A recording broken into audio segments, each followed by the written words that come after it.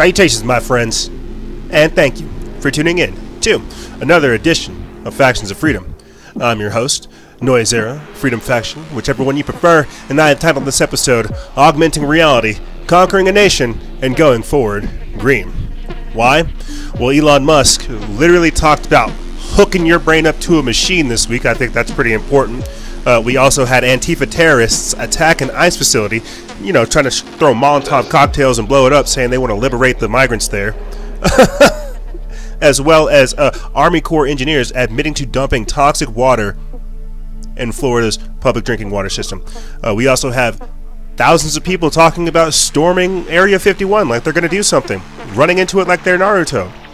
We're going to be talking about this and more in this edition. We have a lot of different things to discuss. Silicon Valley, the surveillance of social media, the destabilization that's taking place within the country, the idea of selling us free energy, predatory green capitalism, and so much more. Guys and girls, the times that we're moving forward into are becoming increasingly crazy, let me tell you. But before we actually get this episode started, stop what you're doing. Go and download the show notes. Follow along. Some people are telling me that it really does help them, and they're very appreciative for the notes that we're doing. Go to our episode article, download the show notes in a PDF format, and follow along with what we're doing. Also, we did a mini cast earlier this week, our fear-based reality, automating reality, and end times revelations. You guys can find that information in the description bar below. Also, we will be having Fellowship and Freedom every Sunday from here on out. I hope you guys are fired up for that. I know I am. Last thing, it's the 50th anniversary. By the time you guys are listening to this, it will be the 50th anniversary of the landing on the moon landing. Whether or not we did it, that's up for debate.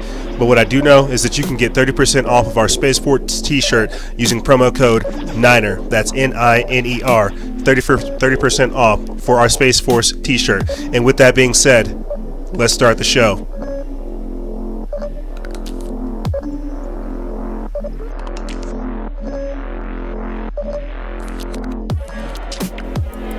Salutations, my friends, and thank you for tuning in to another edition of Factions of Freedom. I'm your host, Noise Era, Freedom Faction, whichever one you prefer, and this is show number 903, Season 9, Episode 3. We have a lot of different things to talk to you guys about. Antifa trying to blow up ICE facilities, Elon Musk's neural interface, the neural link, the brain-to-machine interface, and so much more. There are so many different things happening right now. I think people can truly see that we're in the eye of the storm. I'm always trying to figure out what is a clever way to intro these shows to set the tone for a lot of the things that are going on in the days, the times that we find ourselves, and the times we're going to be finding ourselves in. People want to be woke. They want to know what's going to happen next. Read the Bible, because I'm telling you, that's why they took it out of schools. That's why you see China literally over here contesting with Christians, is because they have the playbook. They know what's going to happen next. But that's why they had to get rid of it, so that you wouldn't contest it, so that you wouldn't fight it, so that you wouldn't take the time to read how the story ends, to figure out what is required of you to get through certain things. I think it's crazy because of the quality and the depths of conversation that I'm having with people off air. From having conversations with Border Patrol to having conversations with vets, active duty, to you name it, to everyday people who get what's going on, to businessmen, to retirees. People understand what's going on, and what's crazier too is the fact that there are not a lot of people within our generation who are aware of these types of things. And I say that because we have an epidemic of wokeness, and I'm quickly learning that that's the type of stuff that's going to shoot us in the foot. Elon Musk, as I said before, he debuted his Neuralink product, basically the Matrix, where he hooks your brain up to the computer. We'll get into that here shortly. But think about how easily everybody has been whipped into a frenzy with the LGBTQP agenda, the movement there. How many people jumped on board with the Russian collusion story? How many people are still purposely misguided due to misinformation, who are being deceived. Like all of the stuff that we're talking about and that we will talk about is based in deception. And because the delusion is so strong, and people literally do not have the mental fortitude or the willpower to recognize the deception, they don't have discernment, they're falling prey to it, I'm telling you. And it's only going to intensify. And I find that more disturbing than anything, the intensification of evil. As I've said before, it is evolving, and righteousness must rise to quell it. The only reason all this stuff is going down is because there's not a lot of people out here trying to stand up for something decent, wholesome, and good. This is. I need to say this stuff and get started with the show. This is why you guys see me with each episode increasing the content. I don't want to take too much of your time, but I'm trying to make sure what I'm saying really hits home, really gets to the deepest parts of you, so you understand what's happening and why we have to change. I always thought that somebody else was going to come along we have got to change our mentality towards a lot of different things. The collective consciousness, the zombies, they're coming. The machines, they're coming. The automatons, they're coming. The useful idiots, they're here. You've got to understand the times that we're in and why it's important for us to strengthen ourselves is the best way I can describe it. Christians will tell you to put on the full armor of God because it's a very real thing. We're learning so many different things because of the threat that we're under that it's good. And I speak about this all the time. The intentional radicalization process that people are undergoing right now, and how they're purposely being whipped into this frenzy. That's a very real thing. But on the offside, on the opposite side of this, right, there are people who are experiencing this type of radicalization, this threat, this assault, and they're developing muscles and developing the intuition, the wherewithal, the resources, the abilities to deal with the threat. And that's all that's happening. You're seeing a splitting, a separation, a filtration take place. People who are willingly becoming deceived versus those who are trying to pull away from it. And that's all we're trying to do here, my friends, is point out all the chaos that we see happening and why it is imperative that people like ourselves come up with solutions. Because trust me, this conversation is being had behind closed doors, and these days in public. It just needs to be had more often. If we want that pro-human future, we have to start building things today, because I'm telling you, with Elon Musk saying all the stuff he's saying in a very cryptic way, dude is beyond a high-level magician. That's the best way I could say it. Dude is beyond a high-level magician.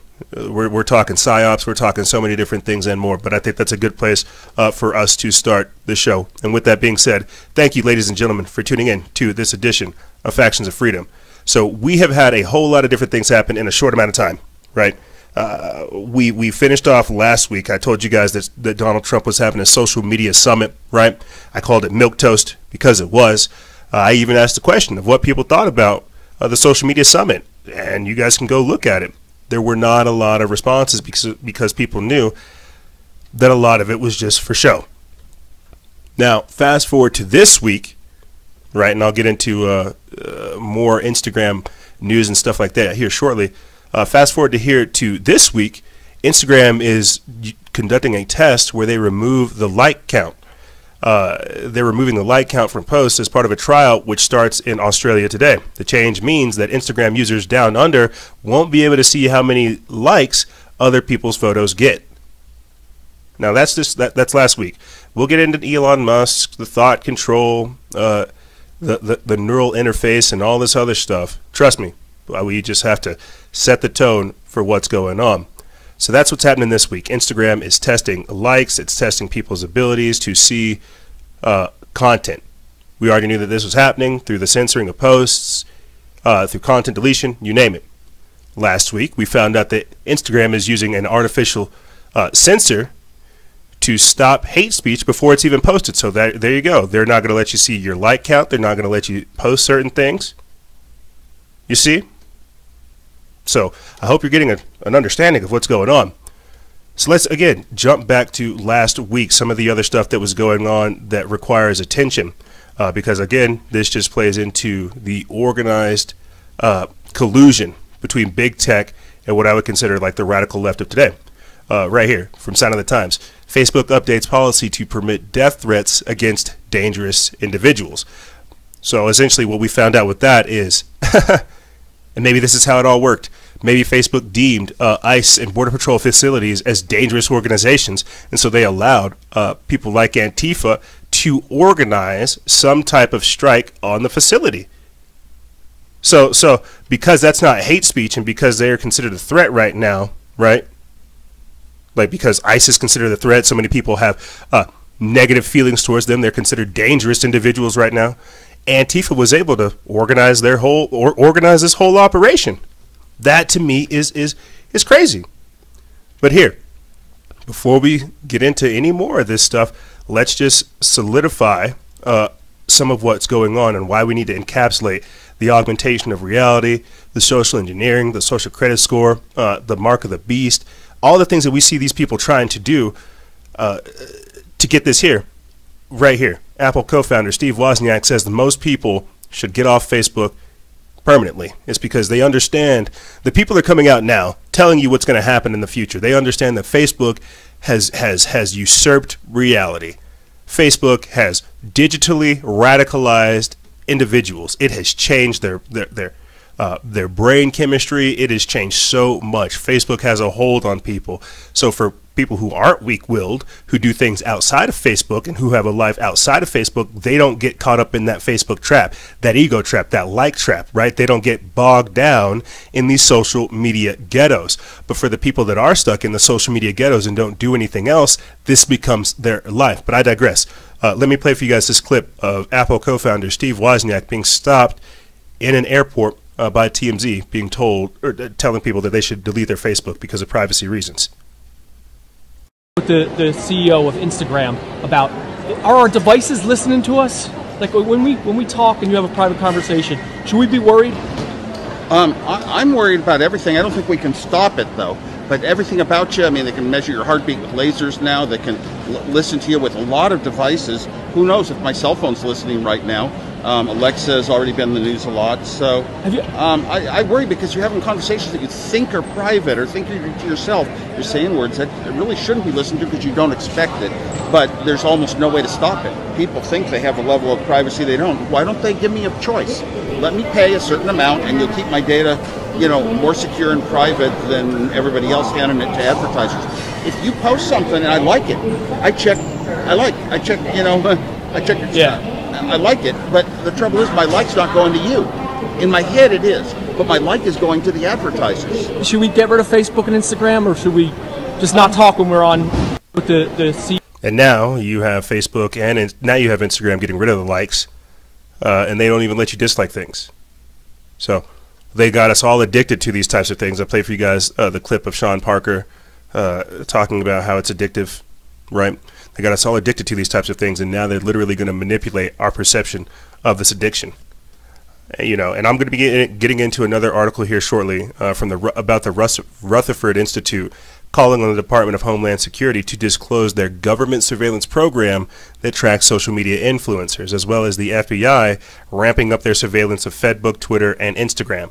All of this stuff is important because what Steve Wozniak is talking about right there is how much importance your like has. Right now, I'm reading a book called The Physics of Miracles, or the science. It's either the physics or the science of miracles. And I got to this point where they're talking about freedom of choice and how choice is so important. And all I could keep doing was thinking about when I had Josh of Laws of Reality on, and we were talking again about the importance of choice, of real world physical masculine choice, not a thought, conscious action where you're doing things. And so whenever you're consciously choosing to like a certain thing, you are opening up a spectrum of information. If you guys have the time, go to our Instagram page, and let me see if I can just organize this right now for you guys. Go to our Instagram page, and I remember making this a video on our Instagram TV just so we could go back and refer to it right here. We put this up almost a year ago. This is Google's selfish ledger. So go there on our Instagram page, go to our Instagram TV, and go to our post where we talk about this selfish ledger. It's where they look at your individual picture, your choice, right? And then they come up with this whole scatter plot of how many different options it can be. It's like a multiverse off of your single choice. And they run it's fascinating. It truly is fascinating and crazy to see how much stuff is there. I'll put that link in the description bar below. I don't want to spend too much time on it, but really take the time to understand your choice, every single thing that you do, and how it affects you. You know, you get in what you put in, and it's crazy. But the next video I'm going to play for you guys is Peter Thiel, the one of the co-founders of PayPal, slamming Google for being treasonous for working with China. And I think this is good. You know, whether or not it's patty cake, it's more stuff for the political theater, I don't know. But what we're beginning to talk about now is that discussion of censorship. Does First Amendment apply in China? What platforms are we going to have after that? Because we're talking about breaking up big tech, and this is what it's going to look like. So here, let's get this out there. Peter Thiel on Tucker Carlson tonight, talking about the FBI and CIA and how they should investigate Google. PayPal, he was one of the very first investors in Facebook. If anyone knows a lot about big tech and its power and its potential dangers, it's Peter Thiel. So it means something when he warns that Google, the world's most powerful company, has become a threat to American national security. They may even have committed treason, he says. While speaking at the National Conservatism Conference in Washington yesterday, Thiel warned that Google may have been infiltrated by Chinese intelligence and ought to be subject to immediate investigation by the FBI and the CIA. We're happy to have Peter Thiel join us tonight. Peter, thanks a lot for coming on. So, thanks for having me. What did you mean when you said that? Well, it was just in the form of a set of questions I asked where, artificial intelligence is something people talk about nonstop in Silicon Valley, but they almost never talk about its dual use. If it's real, if this is a real thing, it obviously can also be used by the military. It'll be weaponized in all sorts of ways, and it's an important national security question as to who has it. There's this very peculiar background where Google is working with the Chinese communist government and not with the U.S. military. So the Project Maven decision was a decision not to work with AI with the U.S. military, but they're working with the communist Chinese. And so the question is, from the outside, is just what in the world is going on there? And I sort of suggested a few different possibilities, but I think it's been they've described it as a Manhattan Project for AI. And so if you go around broadcasting that you're building the Manhattan Project for AI, I would think this naturally would draw the attention of foreign intelligence agencies. I think the Chinese are competent enough that the Ministry of State Security is likely to have infiltrated Google. And then I think the Google management has sort of a decision of either letting the software go out the front door or figuring it'll get stolen anyway and go out the back door. When you say you believe that Chinese state security is likely to have infiltrated Google, what does that mean? If you say you're building a Manhattan Project for AI, don't you think that would attract the interest of foreign intelligence agencies? Yes. Yes. This is just hidden in plain sight, and then they are. Well, I think there are sort of all these ways that Chinese nationals are engaged in espionage in the U.S. It's I'm not even. It's understandable that China is doing that. They see themselves in a very serious competition with the U.S. But we're not particularly on our guard about it. And if you have sort of a series of super futuristic tech projects that you broadcast the whole world, it's at least a suspicion. And then the weird fact that's indisputable is that Google is working with communist China, but not with the U.S. military on its breakthrough AI technology. Well, that's the question. I mean, I think one explanation is they figure they have to, because if they don't give it to them through the front door, it'll get stolen through the back door. So first answer is they have to, and then I think of course there's probably a broad base of Google employees that are ideologically super left wing, sort of woke, and sort of think woke that China's better than the U.S. Sort of woke. I would definitely recommend you guys go check out the last bit of that interview. It's very important. But there's a number of things to talk about right there. Super futuristic AI, super futuristic tech projects, the Manhattan Project of AI, and so much more. China having access to U.S. intelligence and Chinese nationals and espionage. We've actually reported on that as well. They're using LinkedIn to engage in corporate espionage to where they can get employees to hand over trade secrets. It's very important and very real. But what we're talking about is how our country is being sold out. We built it here, and now we're going to give it over to China. And you see what they're doing with their social credit score system. Can you imagine China giving what they think is freedom here in America. And so we have a lot of different things to look at with the growing Chinese threat, with the Confucianism being taught in schools, just a whole lot of different things there. But to keep it in the vein of augmenting reality, surveillance state, and surveillance capitalism, let's really understand what this means when we're talking about treason, when we're talking about Google, when we're talking about all this stuff. Like, think about again how much influence these people have on society, and why it's important for us to have these deeper connections. I'm going to play for you guys a quick clip from CNBC. This is them talking about how President Trump vows to look at investigating Google for treason. It says President Trump just said he'll look into claims of Google working with the Chinese government. And so that's important because you have American information being monetized over there in China. You see. Like, it's just crazy because I guess I get this image of our information being used against us. It's like we already understand that we can be blackmailed here in America, but for that information to be transferred someplace else, it really is crazy. It really is wild to think about the deeper impacts of all this and what the country's going to look like. The simplest way to say it is, in the future, we're not going to have the same level of freedom that we have now. That is the saddest part about it, is what we have now. With the internet, with social media, it's not going to be the same.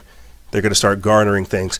But here, check this out. The Rutherford Institute calls on DHS to disclose their government surveillance program that tracks and monitors and mines social media influencers and posts. This is from the Rutherford Institute. It's by IntelliHub. They put this up July 15th.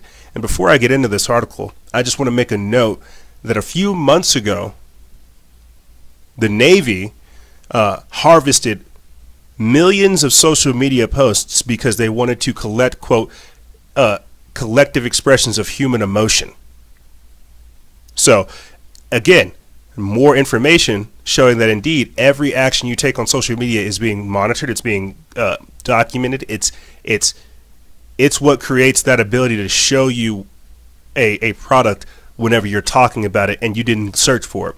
But let me get into this article. It says, pushing it back against the expansion of secret government surveillance program and the chilling impacts they have on lawful First Amendment activities, the Rutherford Institute is demanding the Department of Homeland Security disclose the details of a government program proposed by the DHS in April 2018 that aims to track, monitor, and catalog and mine content posted by social media, quote, influencers. In filing a Freedom of Information Act request, Rutherford Institute attorneys are asking for all related records to a, quote, media monitoring service surveillance program that would create a, quote, media influencer database for content created and posted by journalists, editors, social media influencers, and bloggers. The Institute is asking for records and information on the program because of the chilling effect it will have on the First Amendment activities of the citizens targeted by the program. Quote, government surveillance stifles dissents. It's true. It's true. We're not going to be dissenting and calling out the government as much if they're over here watching us 24/7. This is why, to some level, we do need civil disobedience, and why Antifa is required to some level. Maybe not them, but a level of disobedience and unrest is required so that order can be maintained. But I digress. Different philosophical discussion for a different day. But continuing on, it says government surveillance stifles dissent. The impact of this far-reaching surveillance is reduced trust, increased conformity, diminished civic participation, and a populace cowed by fear, said constitutional attorney John W. Whitehead, president of the Rutherford Institute and author of Battlefield America, The War on the American People. Quote, the Department of Homeland Security's secretive surveillance of social media influence is not only anti-ethical to the principles of a free society, but will also have a chilling and deleterious effect on the ability of all Americans to exercise their First Amendment right to free speech. The National Protection and Programs Directorate was a division of the Department of Homeland Security charged with reducing threats to a nation's physical and cyber infrastructure. In 2018, NPPD was replaced with Cybersecurity and Infrastructure Security Agency. Before it was replaced, NPPD issued a statement of work for quote, media monitoring services. The statement of work sought proposals from the private sector for the provision of, quote, traditional and social media monitoring services that would enable DHS to, quote, monitor traditional news sources as well as social media, identify any and all media coverage related to the Department of Homeland Security or a particular event.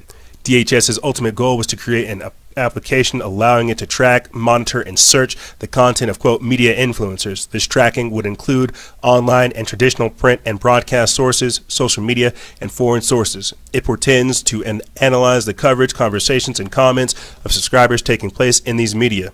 The program is meant to create a, quote, media influencer database comprised of, quote, journalists, editors, correspondents, social media influencers, and bloggers, including, quote, contact details and any other information that could be relevant, including publications this influencer writes for, and an overview of the previous coverage published by the media influencer, essentially what their history is. Trive, a company that is developing a search engine that could be affected by the media monitoring programs, and wants to alert those subjects to the DHS surveillance as, quote, media influencers, asked the Rutherford Institute to assist it in obtaining information about the DHS's program. Equally concerned about the influencer surveillance program, chilling effects on online speech, Rutherford Institute attorneys filed a FOIA request with DHS asking for all contracts entered into under the Statement of Work databases and lists of media influencers created under the program. And records, like they basically ask for everything. Gosh, the people write so crazy these days. They ask for all the information about the DHS collecting this type of information on people because they know they are. I mean, again, I tell you guys this all the time. I know to some degree I have been allowed to operate. They have let me be on here. We're talking like 4 or 5 years of the censorship. I'm still surprised and honored to be on here. But you know, to some degree, they're using my page and other people's pages as a template for how they're going to get rid of us in the future.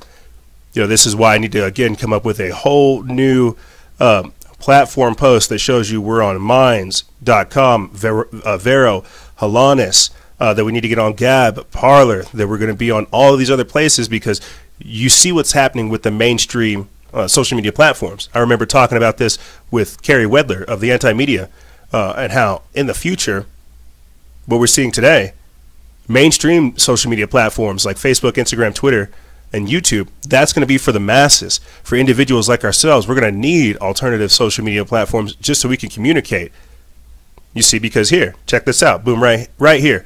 This is from the Activist Post. They put this up July 16th. It says, FBI to ramp up surveillance of Facebook, Twitter, and Instagram.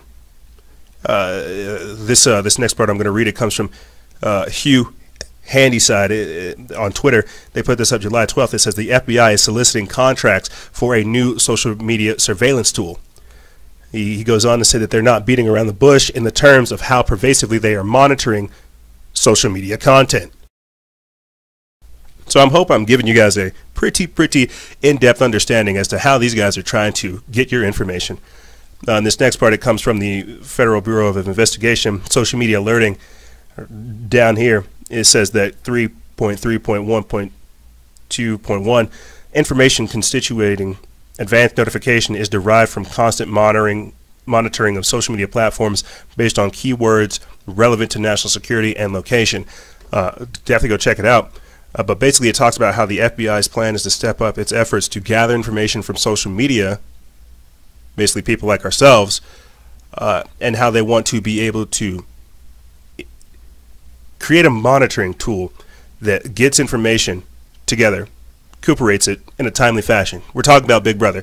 We're talking about them literally having the ability to see what you post in live time, not having access like a screen recorder, but everything other than everything just about there. You see, they want to get you addicted to your phone, get you used to these types of things, just so they could surveil and control you. I'm not talking about the mind control via flicker rates. I'm not talking about U.S. patent systems that can affect your nervous systems. You know, I'm not talking about 5G. I'm not talking about any of this type of stuff. I'm talking about how they have literally played us, got us addicted to these types of devices, got us on this web, and they're about to come through like the spiders. You see, because we understand how influential technology is. Right here, I think this is a perfect way to summarize it. They got us addicted because they knew that it would. Right here. This is from Glenn Reynolds of Technocracy News. It says, social media is making us dumb, angry, and addicted. Yeah. Yeah, we're becoming irritable. We're having short attention spans. As I tell you guys all the time, they're trying to mess with our memory to where we don't care, to where we don't feel, to where we don't really know how to interact here in the real world simply because, well, our phone's not telling us what to do. You see, they got us addicted to these types of technologies and just scrambled us. That's the simplest way to say it. They scrambled our brains, scrambled reality, and as this segment is titled, they've augmented it. They've changed it. You see, because social media has become so influential, the government has one, the Pope has one, states have one, countries have one, regions have one, like you name it, or organizations have one. Because social media has become so influential in society, they've seen what it's done. They're going to go ahead and keep it, and they're going to move forward with it. It's just so crazy, I think, to talk about this type of stuff, but also have Elon Musk come out and say, hey, guess what? We're going to start hooking your brains up to computers. It's like they're already getting people together. I call it the beta Borg, right? That's what we're in right now, the phase of the beta Borg. They have to mentally break us down to a point to where we willingly, take the chip. You see, people think that the collective consciousness is such a good thing. It's like it won't be. Because they have to dumb us down. They have to bring down the general IQ level of everybody so that we can interface with artificial intelligence. It's not very smart. Like machine learning technology is not very smart. It's clever, but clever is not smart. You see. So what's happening right now is we're being intentionally dumbed down to a general basic IQ level to where, the standards are dropped down to where everybody's just the same, right? We all want to be the same. It's the global citizen. I keep trying to reiterate this to you, to where now they're going to level the playing field on the internet. You see, don't worry about the level playing field in reality, what you can build out here. No, just have a dumb IQ, operate on our platforms, and we'll tell you what you can do there. You see that? You see how they've usurped reality? But let me get into this article right here that encapsulates why it's so important and what's going to happen here in the future. We've talked about this before, the idea of taxing these social media giants because they are becoming public utilities and the influence that they're having on society. But right here, we put this up July 11th. It's from the Drudge Report feed. It says, France passes law taxing digital giants in defiance of Trump's anger. The new law aims at plugging a taxation gap that has seen some internet heavyweights paying next to nothing in countries where they make huge profits as their legal base is in smaller EU states. The legislation, dubbed GAFA tax, is an acronym for Google, Apple, Facebook, and Amazon, was passed by a simple show of hands in the Senate upper house after it was agreed by National Assembly lower chamber earlier this month. But the French move drew an angry response from the White House even before this legislation was passed, with Trump ordering an investigation unprecedented in the history of French-U.S. relations. The law will levy a 3.0% tax on revenues generated from services to French consumers by the largest tech firms. The adoption of the law came as Britain unveiled draft legislation for a tax on digital giants that would amount to 2.0% and reflect the value derived from their UK users, the British government said. Google, Apple, and Facebook have their European headquarters in Ireland, where they pay some of the EU's lowest corporate tax, despite earning the bulk of their European revenues in Britain, France, and Germany. Amazon's European base is in Luxembourg, another low-tax jurisdiction. Ireland, Luxembourg, and other smaller EU members have been active in thwarting efforts to impose an EU-wide digital tax, hastening go-it-alone efforts by France, Britain, and others. The so-called Section 301 investigation is the primary tool the Trump administration has used in the trade war with China to justify tariffs against what the United States says are unfair trade practices. U.S. Trade Representative Robert Lightsker said in a statement ahead of the adoption of the French law that Washington was, quote, very concerned it would, quote, unfairly target American companies. But French Economy Minister Bruno Le Maire, France, rejected the U.S. reaction, saying, quote, threats were not the way to resolve such disputes, quote, between allies. I believe we can and must resolve our differences in another way than through threats, he told the French Senate ahead of the vote. So basically what they're talking about is taxing the social media giant. They realize that social media is killing them and that they could obviously benefit so much more from it, so they have to tax it. That's how this all works. It's just crazy because I know where this is going to go. And reading that, I kind of want to pull this up before I play this next clip and close out this segment for you guys. But reading that, it just made me think of this right here, how Facebook is going to give data on hate speech suspects to the French court. I just got this like weird idea, where where the French are taxing Facebook because they understand that stuff's going on. It's all politics. It's all business. You see. You have to understand that's what these people are doing. They're trying to control as many things as possible. So they got the entire world hooked on these things just so people could start taxing them. So what happens whenever social media becomes like a staple in society? I'm telling you. And you're already seeing you're already seeing Facebook or Fedbook with the creation of their cryptocurrency Libra creating the mark of the beast, the New World Order currency. I'm telling you, the same way I told you that people were going to liberate those camps, air quotes, liberate those camps, is the same way that you will be paid in the future for having a Facebook. And all it's going to cost you is your privacy, your security, and your independent freedom. That's all it's going to cost you. You'll get paid. Fedbook will legitimately pay you so that it can control your life because it needs that data. And all it's going to cost you is your freedom. So to close out this segment, I'm going to play you guys a clip that looks like it should be from that movie Black Mirror, but it's from it's from a film called Sight. It's based out of a 2012 science fiction film called Sight, played in Silicon Valley. And basically what it is it shows you how here in the future, actually I should have done this. I'll play this clip. I'll play it for you, the post that we put on right before we came on to the air for you guys. Then I'll also play Elon Musk talking about his neural lace. So right here we have this clip of Sight, where a man is implanted or has implantable technology, and his whole world is augmented. I'll try to narrate what's going on. He's cutting a cucumber, and his AI implant is racking up a score in the top corner, showing him where to cut, how to cut, and every time he cuts, it says nice or bad. It's turned it into a video game. Place the cucumber there, a grid goes over it, and start cutting. It's crazy. Snail zombies from your backyard.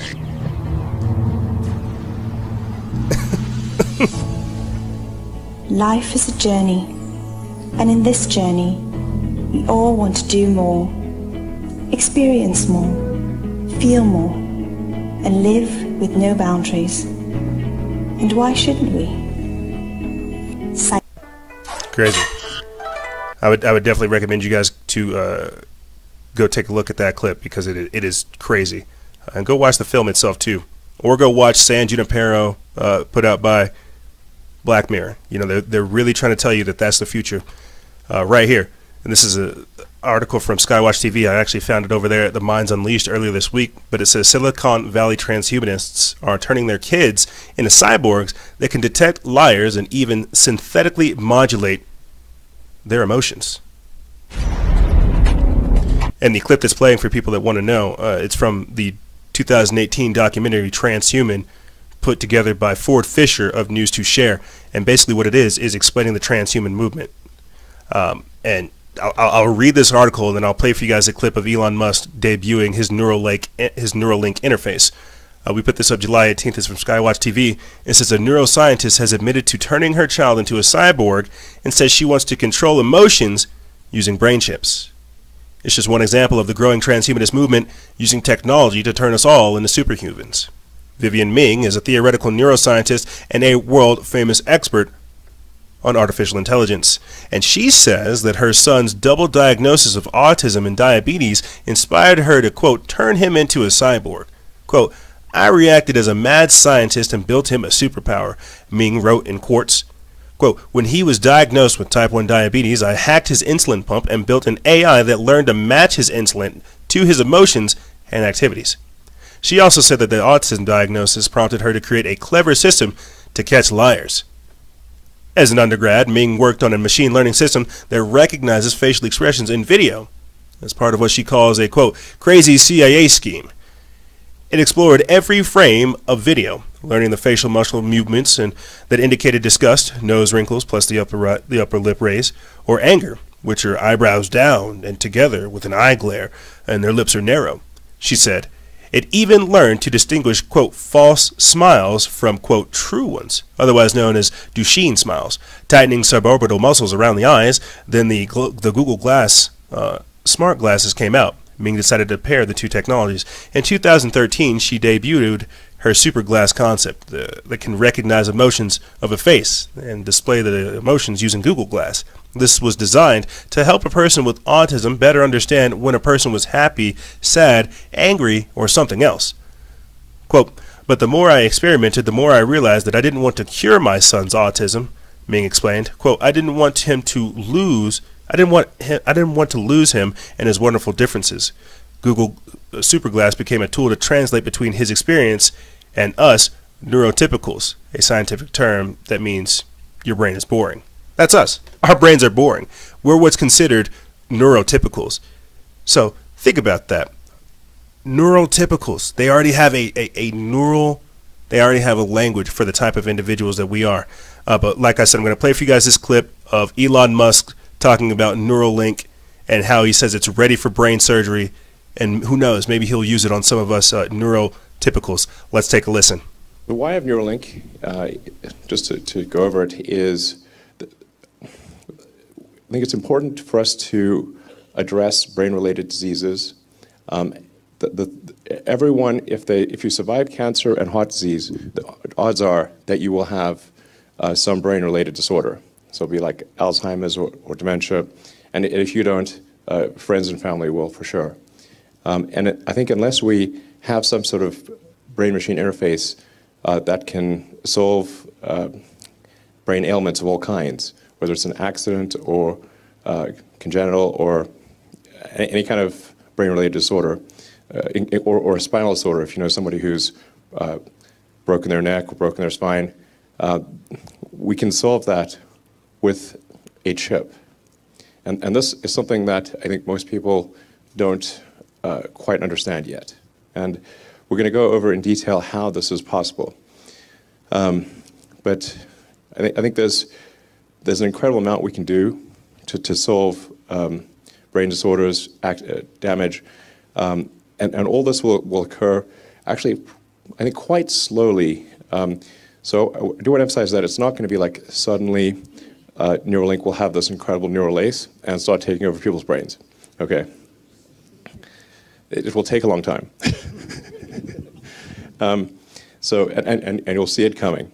So getting FDA approval for implantable or devices of any kind is quite difficult, and this will be a slow process where we will gradually increase the issues that we solve until ultimately we can do a full brain-machine interface, meaning that we can ultimately, yeah, this is going to sound pretty weird, but achieve a sort of symbiosis with artificial intelligence. So, but this is not a mandatory thing.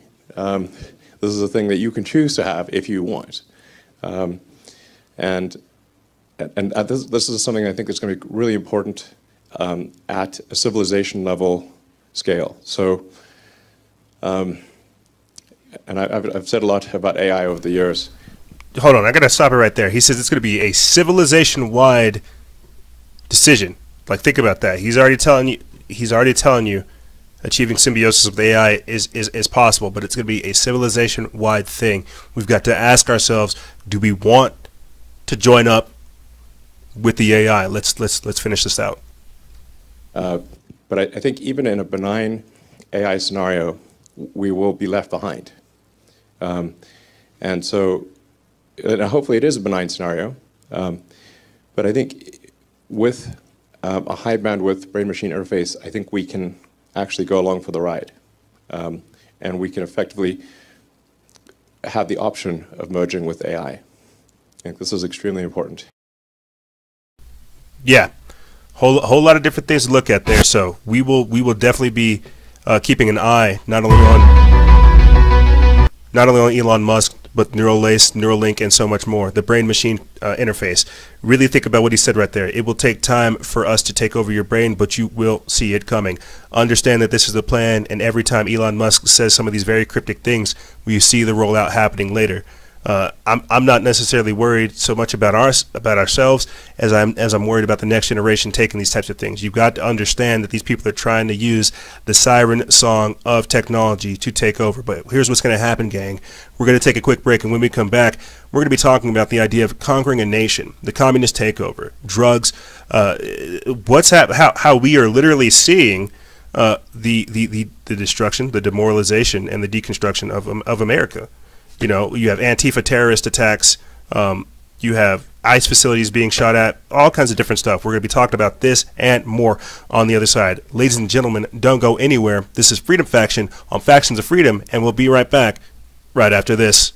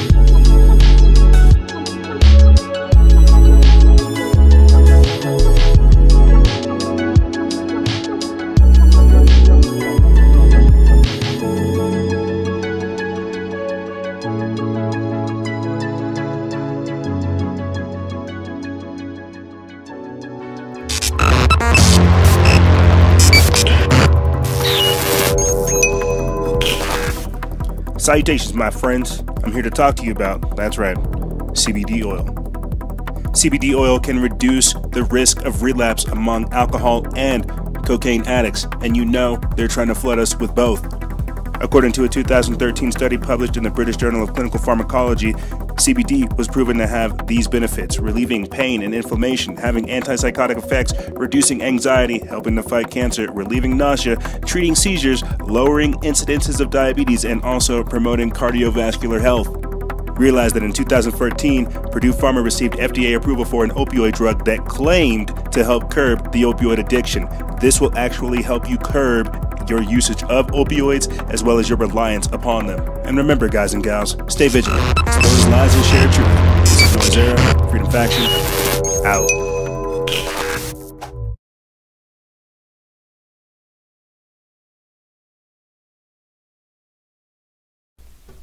And we are back. That's right. You know, it's crazy to think about. Everything that we talked about in that previous segment, you know we're going to have to revisit that because it's only going to intensify. You know, it's only going to intensify. The siren song of technology is trying to pull us all in, and if we don't take the time to recognize it, we will be caught up in it. You know, look at this most recent Face app thing, people being turned old. Like, if you ask me, I think that's them just saying, hey, we're going to have your information until you're old and dead in the grave, son. We just got to get it now. It is crazy the times we're in. You know, people wanted me to make a post about it, like, post about how people are giving away their years worth of privacy with one photo. It's like, I would hope that people already understand that. That shows you how privacy is like an archaic thing, how people really don't care about that. And that's how all of technology is truly designed, is so that you give over your peace, your privacy, your security, your freedom for surveillance. That's why it's such a generic term, but I digress. Thank you, ladies and gentlemen, for tuning in to this segment of Factions of Freedom, Conquering a Nation. You know, at the start of this transmission, I told you guys I did a fair amount of research into the communist revolution, and I just kind of want to, I guess I want to say this to just set the foundation, I guess, for this segment, okay? And if I have time, I'll try to interspace more of the research into it because I have to get into the news and all this other stuff and correlate it. But, you know, in the 1960s, the communist revolution didn't succeed because people weren't down.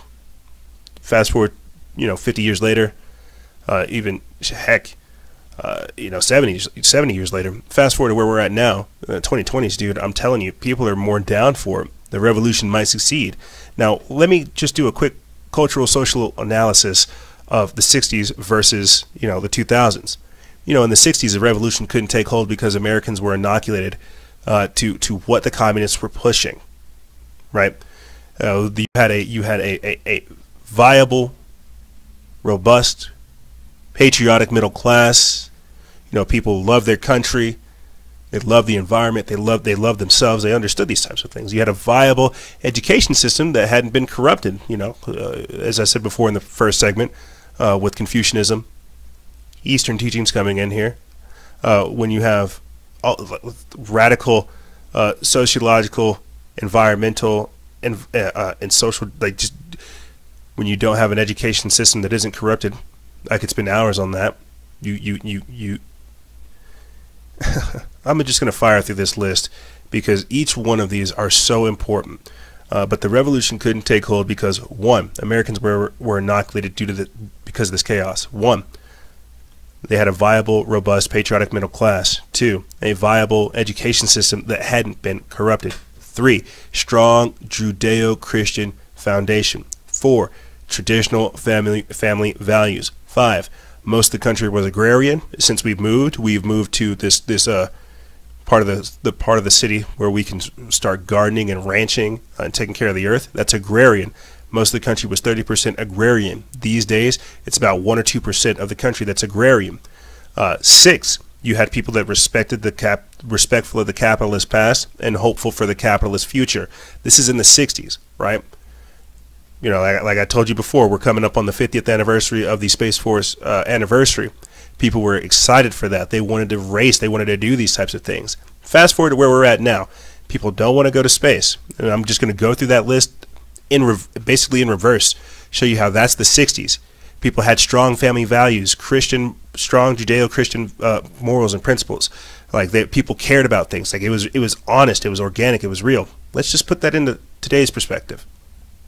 You don't have a viable, robust, patriotic middle class. You have a destroyed, unpatriotic, withered patriotic class.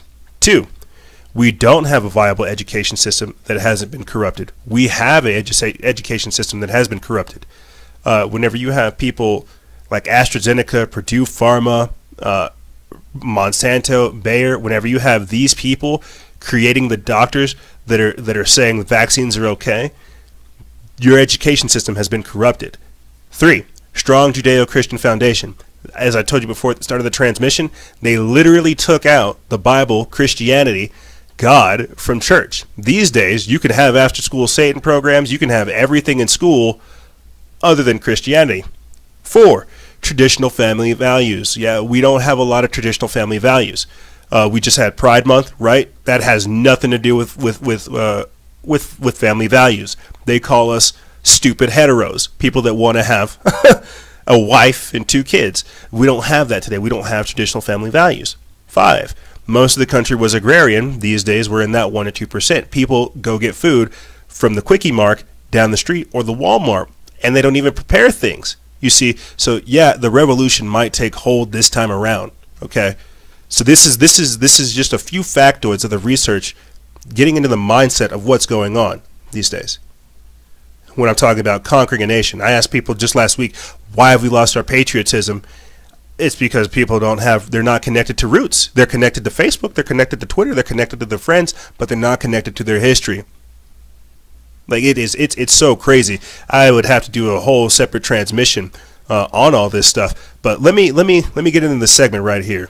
You know, this is something that kind of blew my mind a little bit too, looking at all this stuff that's going on. Just last week, and this broke as we were getting stuff together for the episode, but just last week, a U.S. ship was seized, and it was owned by J.P. Morgan, and that it just blows my mind to think about this type of stuff going on. But the U.S. just seized a ship that was owned by J.P. Morgan that had $1.3 billion worth of cocaine on it. This is by S.M. Gibson of the Minds Unleashed. They put this up July 10th.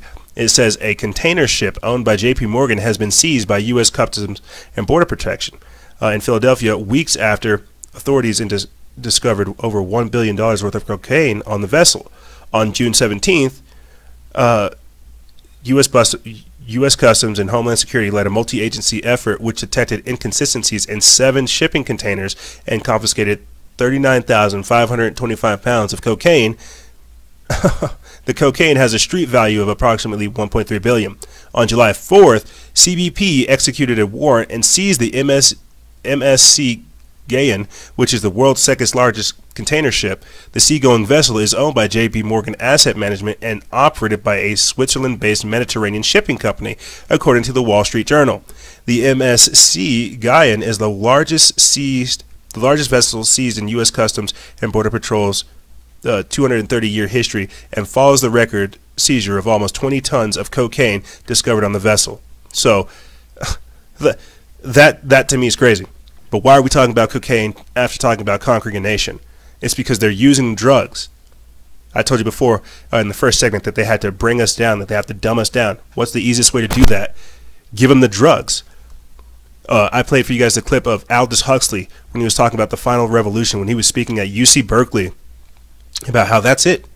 We have to use a combination of barbiturates, opioid, drugs, hallucinogens to cripple a population. Because if the people can't understand what's going on, if they have no idea who they are or where they are, then they're not going to be able to fight back.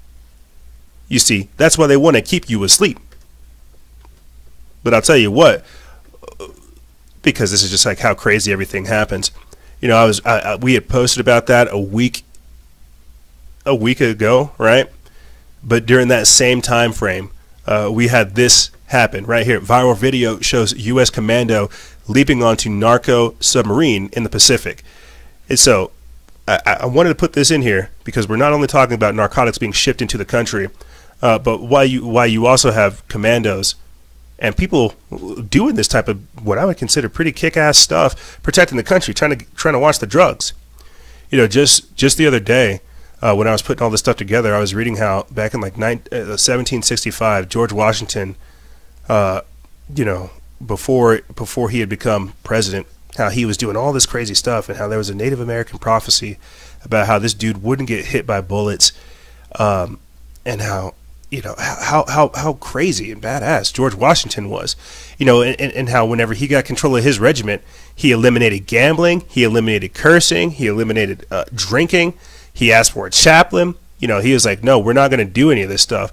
And so I feel like we've lost touch with that sense of just like righteous rage, of just like righteous indignation. You know, we've lost touch with like wanting to be a rugged, powerful person. Now, check this out, and this is how we're going to switch it up. Now, you have how old is this dude? 69 years old. You have a 69-year-old man shooting up ICE facilities. That's where we're at now. Nope, they don't want to lead armies. They want to get radicalized by transgender domestic terrorists and liberate people who have willingly come here. This is where we're at these days, right here. This is by Sean Adatalabi of Your News Wire. It says, man who attacked ICE facility wrote in manifesto, I am Antifa. They put this up July 15th. It says, the man who attempted to firebomb an ICE facility in Washington State released a manifesto before the attack stating, quote, I am Antifa. So I'm not gonna read his name because that's what a lot of these people want. You have basically all of Portland celebrating this man, calling him a martyr. You know, this is nuts to me. This is nuts to me. This is nuts to me. You have people who legitimately think that they are fighting Nazis. You know, and I think one of the reasons why I have such a controversial relationship to this is because I understand the whole attack the system, bring down the system mentality. Heck, I've even talked to people behind closed doors about how I've had visions of being one of the protesters, you know, throwing like a Molotov at some kind of tank to die for what I believed in. But this is not something I believe in. And I know people are saying, well, if not now, when? This isn't it. This is still a misguided revolution on so many fronts. You know, we're talking.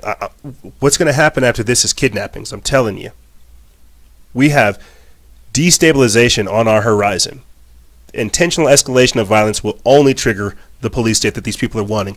And you have to understand why that's important. Because some of the police and some of the people within this police state / martial law will be complicit and compliant. Let me get in this article. It says the man who attempted the firebomb an ICE facility in Washington State released a manifesto before the attack stating that, quote, I am Antifa. 69-year-old domestic terrorist guy was shot dead by police after he threw Molotov cocktails at the building and nearby cars on Saturday morning. So this guy's trying to liberate that camp, right? This is their whole movement. # close the camps. If he would have destroyed the tanker, try to blow up the building, he would literally kill not only the migrants that are at the facility, but anybody in the area that could help the migrants thereafter. You see, these people don't care. We're dealing with extremists and accelerationists. This is the days that we're in. The New Zealand shooting, right? People wanted to talk about it being a false flag and whether or not it actually happened. You have got to understand the mindset of these people. They do not care. They see nothing to live for. They don't want to build anything. They want to take it over. Like, okay, you know, I'll come back to that. Okay, there are some people on social media, right?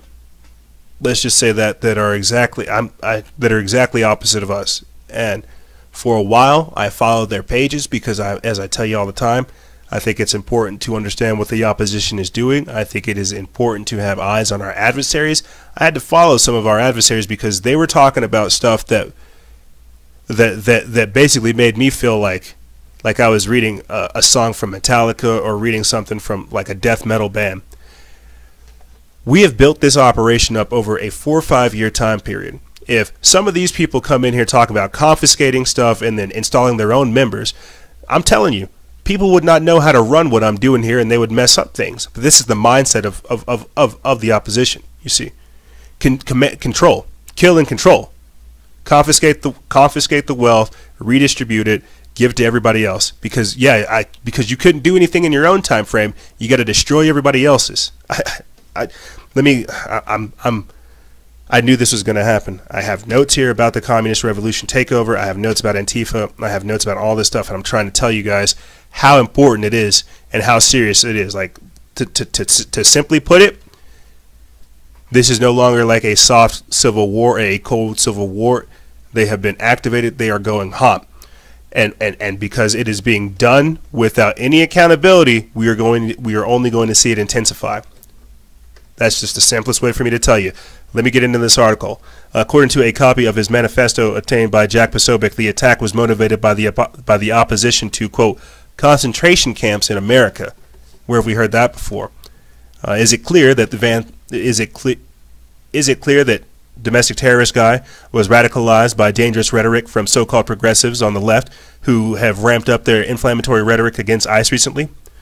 On Sunday, an Antifa group that domestic terrorist guy belonged to appeared to condone his actions by posting a message of support on their Fedbook page. Summit.news reports the rest of the manifesto is a rambling advocacy of identity politics mixed with hysteria about, quote, concentration camps. At one point in the manifesto, domestic terrorist guy thanks his, quote, trans comrades and explains that he was armed with a semi-automatic weapon, suggesting he clearly planned to commit a massacre. The Antifa club that domestic terrorist guy attended also locked its Twitter account down following the revelations. As Posobiec highlights, quote, 2 months ago, CNN ran a story promoting the, quote, or promoting the hashtag Tacoma Redneck Revolt chapter of Antifa, of which domestic terrorist guy was a member. The revelation that domestic terrorist guy considered himself to be an Antifa member will increase pressure on authorities to officially declare the group as a domestic terrorist organization. Back in July of 2017, the Department of Homeland Security in New Jersey officially listed Antifa as a domestic terrorist organization after a rash of violent attacks by the group targeting supporters of Donald Trump. As I keep trying to tell you, this is going to lead to domestic unrest. This is going to lead to civil unrest. You see. Let me play for you guys a clip real quick of ICE protesters just last week removing the flag at the detention facilities. They took down the American flag. They peed on it. You know, they burnt it, and then they raised it back up. Oh, but don't worry. We let these people in. Let these people in. They're so tolerant. They're so understanding. Let them in. So, this is what I mean by conquering a nation. Dope them up. Actually, dumb them down, then dope them up so they're twice, mentally handicapped. Radicalize them so they're asking, what do we do next, boss? Jump off that cliff.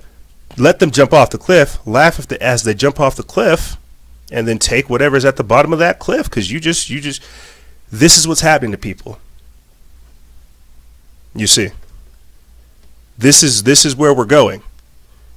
And so I don't want to sound like some boot licking, flag wearing, Bible thumping, hardcore American guy over here, but I guess I'm wondering at what point, with this laissez-faire libertarian mindset that we have, at what point do we say enough is enough, and at what point do we just kind of, is that it? We just throw our hands up? We just kind of, we just let this all go because, well, we don't care. Why should we care? This is racist. That's racist. Nobody try for anything. Again, I just feel like this is so dangerous and detrimental to like our whole future. That basically what we're doing is we're abdicating everything.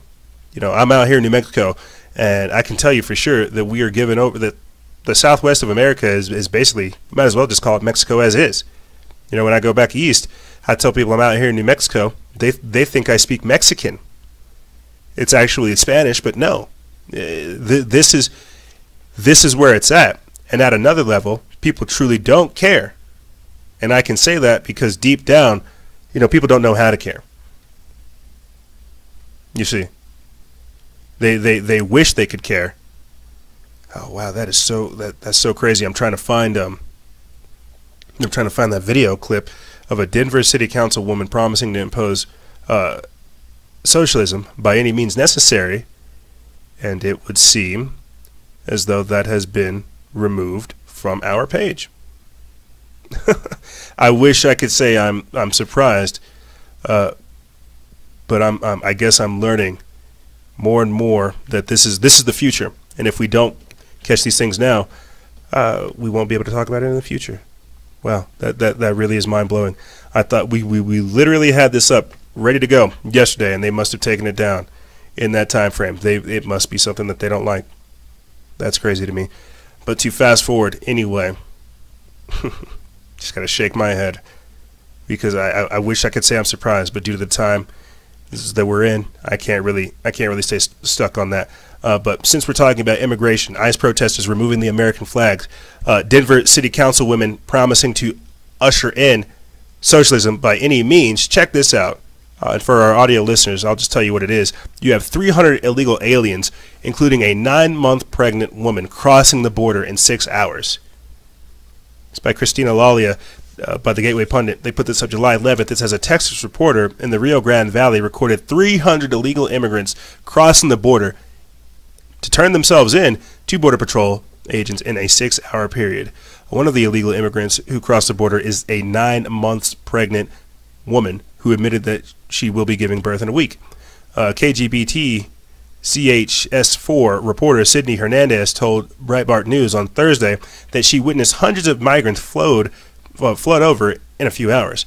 She said she witnessed 20 in the first group, 38 in the second, then 40, then 50, then about 150. During the 6-hour stretch, they counted about 298 migrants who illegally crossed the border from Mexico. At 10:55 p.m., a new group of about 50 people showed up, and one of them was the illegal 9-month pregnant woman we told you about, and she told Border Patrol that she's about to be delivering her anchor baby in about a week or two. There is also a migrant who just had a gastric bypass surgery, and Border Patrol had to check her out to make sure she was okay. Crazy. Breitbart News reports during the month of June, Rio Grande Valley Border Patrol agents apprehended 43,197 migrants, an average of 1,440 per day, according to the most recent Southwestern Border Migrant Report released Wednesday by U.S. Customs and Border Protection. Of those, agents identified 30,165 as family unit aliens, 3,903 as unaccompanied alien children, and 9,129 as single adults. So, yeah, you start throwing those numbers out to people, they don't want to hear that. They don't want to hear that. 1,440 a day. That's crazy. And they're letting them go, too.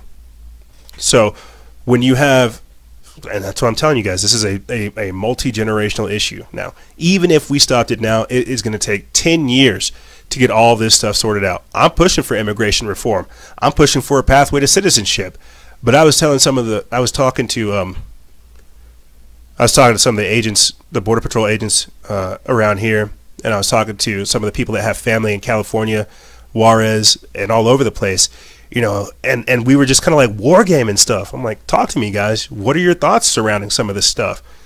You know, I'm telling them the same thing I'm telling you guys, you know, that it's going to be shanty towns, that it's going to be like little slum villages along the border. Like, yeah, they're going to, because the border is being built for sure already. It doesn't really matter how we feel. They're going to do it anyway. But they're going to be, because there's going to be still people trying to come in, even if they have migration as a right, courtesy of the UN Migration Pact, there's still going to be that layover period. And so you're going to have these shanty towns, these slum villages and these slum cities off the border that have their own economy, that have their own society, that have their own structure and everything. And that's what I find crazy. So yeah, people are still going to get in here, but what will society look like once they're here?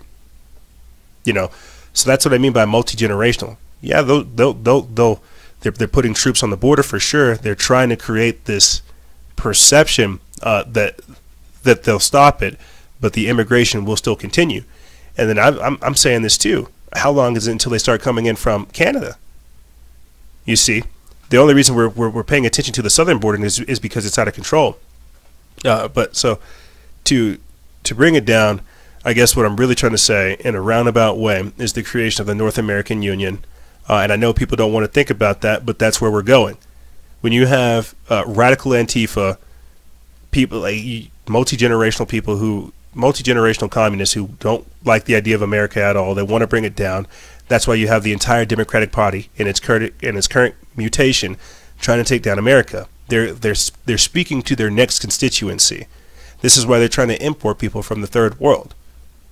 You see, and I've talked about this before. I think it was either Roosevelt or Eisenhower that said, I'm going to have those N-words voting voting Democrat for 500 years. What's happening now is Americans are waking up from the trap that we've been put in. You know, and I got to say this too, because I was talking about this before, and I'll tie all this in. America has such a convoluted perception when it comes to immigration. We brought in the Nazis post World War II, and they created so much stuff around here. But again, just to leave that little tidbit there, the migrants that are going to come in are going to radically change what we think of as society. That's why I tell you, for the next 4 to 7 years, these are going to be considered the peace times. Your children and your grandchildren will not have the childhood you had, or that you want them to have. They will have a childhood half of what you want and half of what is Mexican, half of what is Canadian, half of what is Sudanese, half of what is African.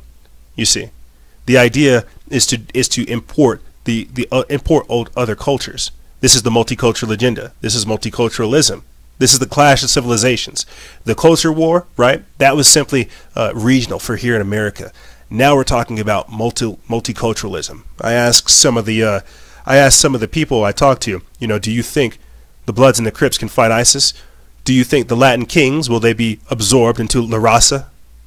You see, we have got to really start talking about what society is going to look like here in the future, because already people don't want the idea of there being America. We're being conquered. Gradually and for sure, we are being invaded. And whether or not people take the time to look at it and conceptualize what that looks like for the future, it's not up for debate.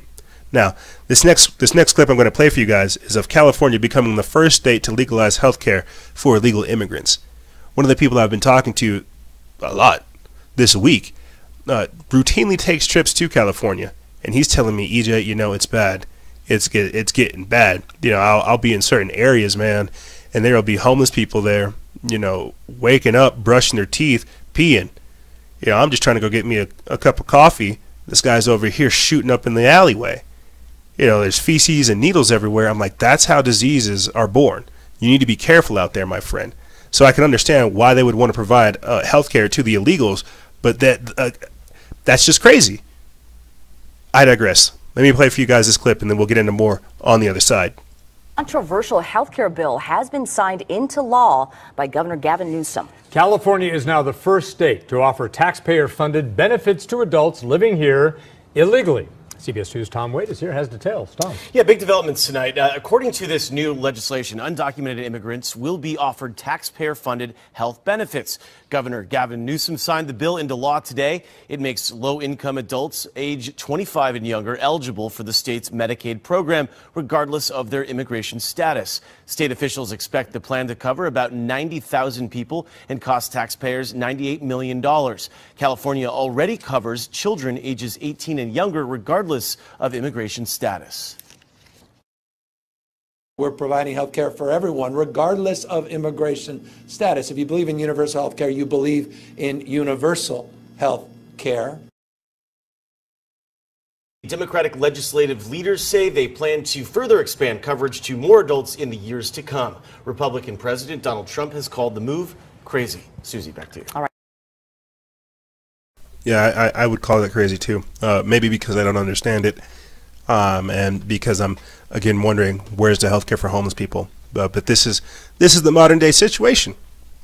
No, if you ask me, I think this is of that vein of the Cloward and Piven strategy, to where they are trying to overwhelm the system. Already in California, in Stockton, California specifically, they're trying to give people the universal basic income treatment, where it's $1,000 a month, guaranteed. What they say is no strings attached. They're saying that this is going to cost California, the taxpayers, $98 million. 90,000 people will be covered. That's 90,000 people 25 years and younger.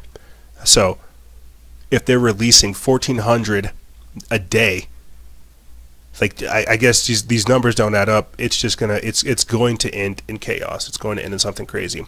But I guess I have to ask the question of, why are they rushing here into the country? Is it because they can get that free health care? Is it because they can get that free education, that free everything? Again, let's talk about that. Why would these people leave such situations to come here if it's so bad? You see, why are these people rushing into these concentration camps? Why is Alexandria Ocasio-Cortez intentionally radicalizing people? You see, it's because she doesn't want people to be based in facts. She doesn't want them to understand things. She wants people who can just parrot off certain talking points, and that's exactly what happened with domestic terrorist guy out there in Washington. He spouted off the concentration camp lie. He spouted it off because he heard it from somebody else. You see. And that's what I mean by radicalization with no accountability. And that to me is just wild. You know, another one who's guilty of this is Hillary Clinton. Really. She really is. With all, like, here, check this out. I thought this was kind of crazy too. And you know, I just feel like I have to say this because it sometimes seems like I don't care about what's happening to the illegals, right? Or at least to these people. Right here, Hillary Clinton has posted instructions in Spanish on how to help illegals during ICE raids. I told you guys that, you know, Donald Trump's going to be conducting and is still conducting his deportation raids, and I tell you that just makes me worry, you know, about families being separated, officers being shot, family members being shot. You know, I just worry about what that's going to cause. But I feel like what she's doing is she's intentionally aware of the injustices and the lawlessness that's taking place, and she's aiding it. And so it's just, there's so many levels to this. It's like if you say one thing, people are immediately going to jump to the opposite of what you're intending to. It's like, clearly I want these people and these families to stay together. I want them to have a life. I want them to live into a better world, into all this different type of stuff. But you're politicizing the idea of freedom. And so it's just becoming something so crazy. It really is. You know, you got Joe Biden saying, I respect no borders. You have Ilhan Omar, Alexandria Ocasio-Cortez, Rashida Tlaib, all of them hopping up together, the squad coming together to bash Trump, to bash America, to bash all this stuff. And I guess I'm just telling you, because as a free thinker and somebody trying to critically analyze all of this type of stuff, they are putting up so many different hurdles and roadblocks that you're having to jump through so many gymnastical hoops to say things that it's frustrating. It's the simplest thing to say. It becomes frustrating for you to try to get a single point across that you're dealing with known liars who are smiling at you as they are lying, intentionally doing. They have mastered the doublethink. Is the simplest thing to say. They've mastered it. So here, let me read this article real quick, and then I'll start closing out this segment. We put this up July 12th. It's by Your Newswire. They said Hillary Clinton posts instructions in Spanish to help illegals during ICE raids. It says Hillary Clinton has tipped off illegal immigrants on how to legally deal with impending deportation raids by ICE agents. The former Secretary of State took to Twitter on Thursday, urging people to share Spanish language guidelines on how to conduct themselves during the raids. Por favor, comparte. Please share. Hillary posted, attaching the Spanish instructions to her tweet. TheGatewayPundit.com reports the instructions include telling illegals not to answer the door if ICE comes knocking on their door, letting them know that if they have the right to remain silent and to not sign anything without talking to a lawyer. Hillary also instructed illegal aliens to take pictures and video of the ICE agents, take their badge numbers, and take note of what type of car they drive. The English version of what Hillary posted says this. House Speaker Nancy Pelosi actually told illegal aliens they don't need to answer the door if ICE comes knocking because a deportation warrant is not the same as a search warrant. If that is the only document ICE brings to a home raid, agents do not have the legal right to enter a home. If ICE agents do not have a warrant signed by a judge, a person may refuse to open the door, Pelosi said on Thursday. Representative Alexandria Ocasio-Cortez fired off a tweet Thursday giving illegal aliens legal advice on how to evade ICE agents. How is this not obstruction of justice? Are we a nation or not? I think that's what a lot of people are wondering. You know, I'm going to play for you guys a little bit of the clip from the press conference that the squad held. Alexandria Ocasio-Cortez, Rashida Tlaib, and Ilhan Omar. I'm going to play you guys a little bit of that clip just to show you how they're ganging up. You know, you're seeing a unification of so many powers that it's become so apparent. You know, I heard somebody say that Donald Trump represents the image of a country club American, and I think that's probably the best way to describe it. A lot of these other people represent the image of what's being put forth. We're now finding out that Representative Ilhan Omar has ties to ISIS, Al-Qaeda, and domestic terrorist groups. You know, we already know that Nancy Pelosi has ties to MS-13 and the drug cartels. You know, I'm only going to give it a matter of time until we find out something with Alexandria Ocasio-Cortez and Rashida Tlaib. But what I'm trying to say by encapsulating all this is how you conquer a nation. Not only do you get them to accept foreign ideas, this is why it says that we're supposed to protect the country from enemies, both foreign and domestic, but you also take a country over you take it over from the inside. That's what's happening right now. We're being taken over from the inside. We've been invaded. I'm not talking about New Mexico jihadis out there, or I'm not talking about jihadis out here in New Mexico or out there in Alabama. No, or out there in Minnesota. I'm talking about how our ideas are being usurped and our country is being taken from us, and we are being politically corrected into a position that we can't back out of. You see, we're being governed by weak-willed people using their emotions to move forward. But right here, I'm going to play for you guys this clip for our audio listeners. I'll give you the article title: Progressive Democrats Slam White House Occupant Trump and Demand Impeachment in Heated News Conference. This is by Alicia Luke from Freedom Outpost. They put this up July 15th. And before I play this clip for you guys, there's a number of things there. They call Donald Trump the occupant. They don't even call him the president of the White House. And I get that. They're being disrespectful. But I guess at the end of the day, all these people talking all this smack, are they going to run anything? Are they going to do anything? Have they produced anything? There are some prophecies, some Christian biblical prophecies. Some people have been able to come up with some pretty interesting revelations saying that Donald Trump will be the last American president. And I've always been kept that in the back of my head, like, how is that going to happen? You know, like there's going to be no more America after Donald Trump, and I've always kept that in the back of my mind. But the more we get closer to all this type of stuff, you know, them saying they're going to kill him before a re-election, you got these 20 Democrats. Eric Swalwell's dropping out. Joe Biden's going to drop out here in a few. You got these 20 Democrats all vying for power, like prom queens, and they're not going to rule anything. And so I guess I'm looking at our country in a time frame to where it almost seems rudderless, and to where all we're doing is bickering and babbling back and forth, hoping that we can find a solution in the hate. But I digress.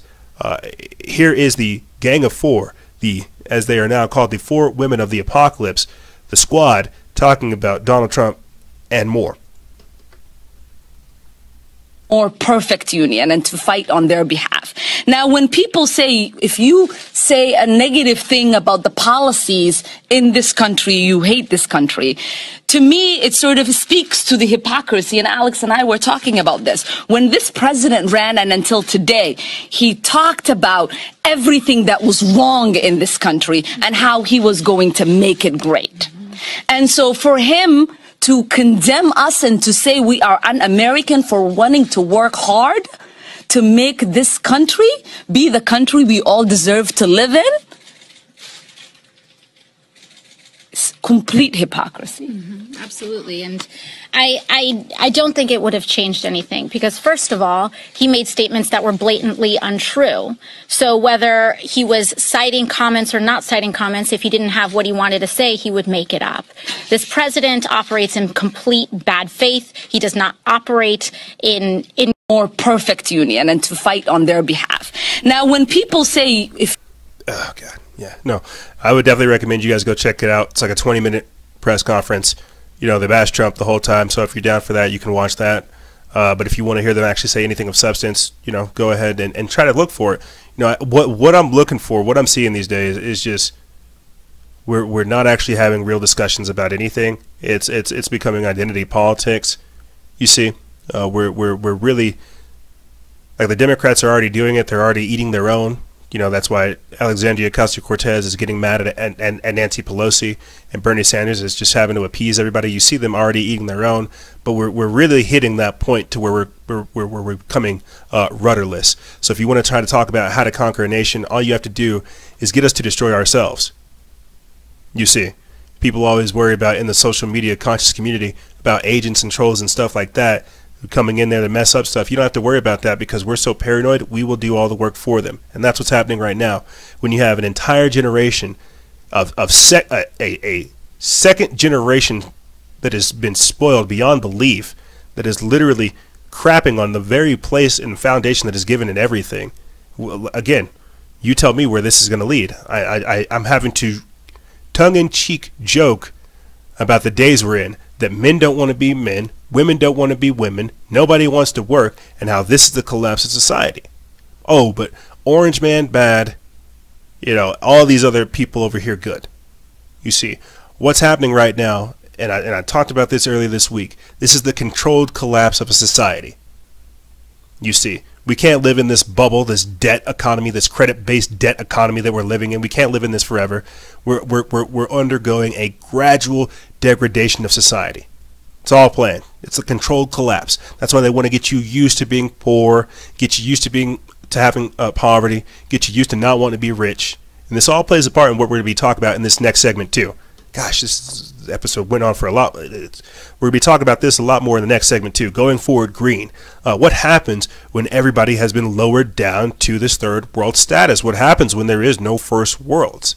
You see, going forward green, after you conquer all these nations, you see, is just that.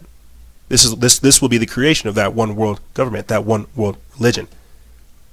But I digress. This is the conquering of a nation. And like I said, gang, we're going to be talking about this and more on the other side. Ladies and gentlemen, don't go anywhere. This is Freedom Faction on Factions of Freedom. And we'll be right back right after this.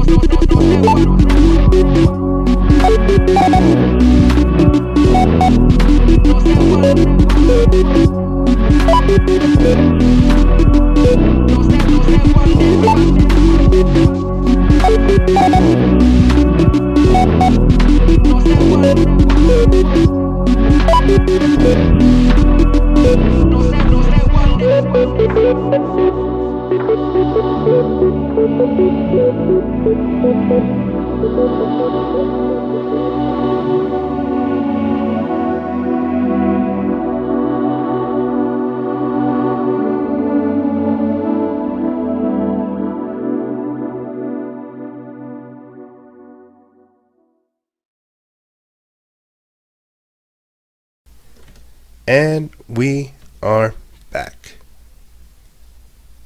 That's right.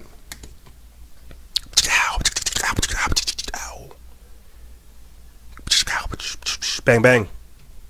Sound effects, cool sounds. That's right.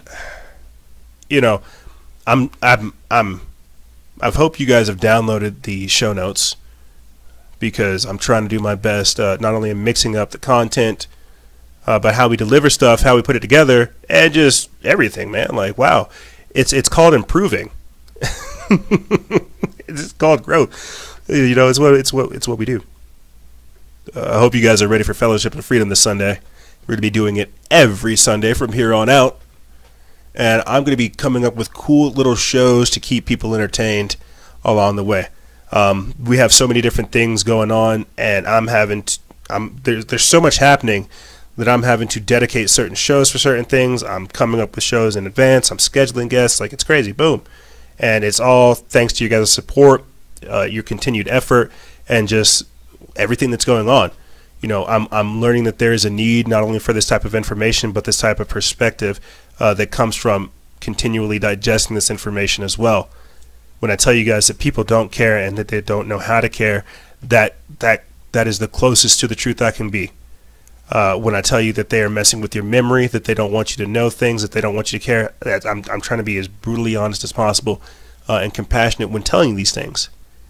When you have, like, I'm hoping you're getting the understanding of how there are not a lot of people out here willing to do this type of work, because it does get overwhelming, it does get stressful, and you're looking at it.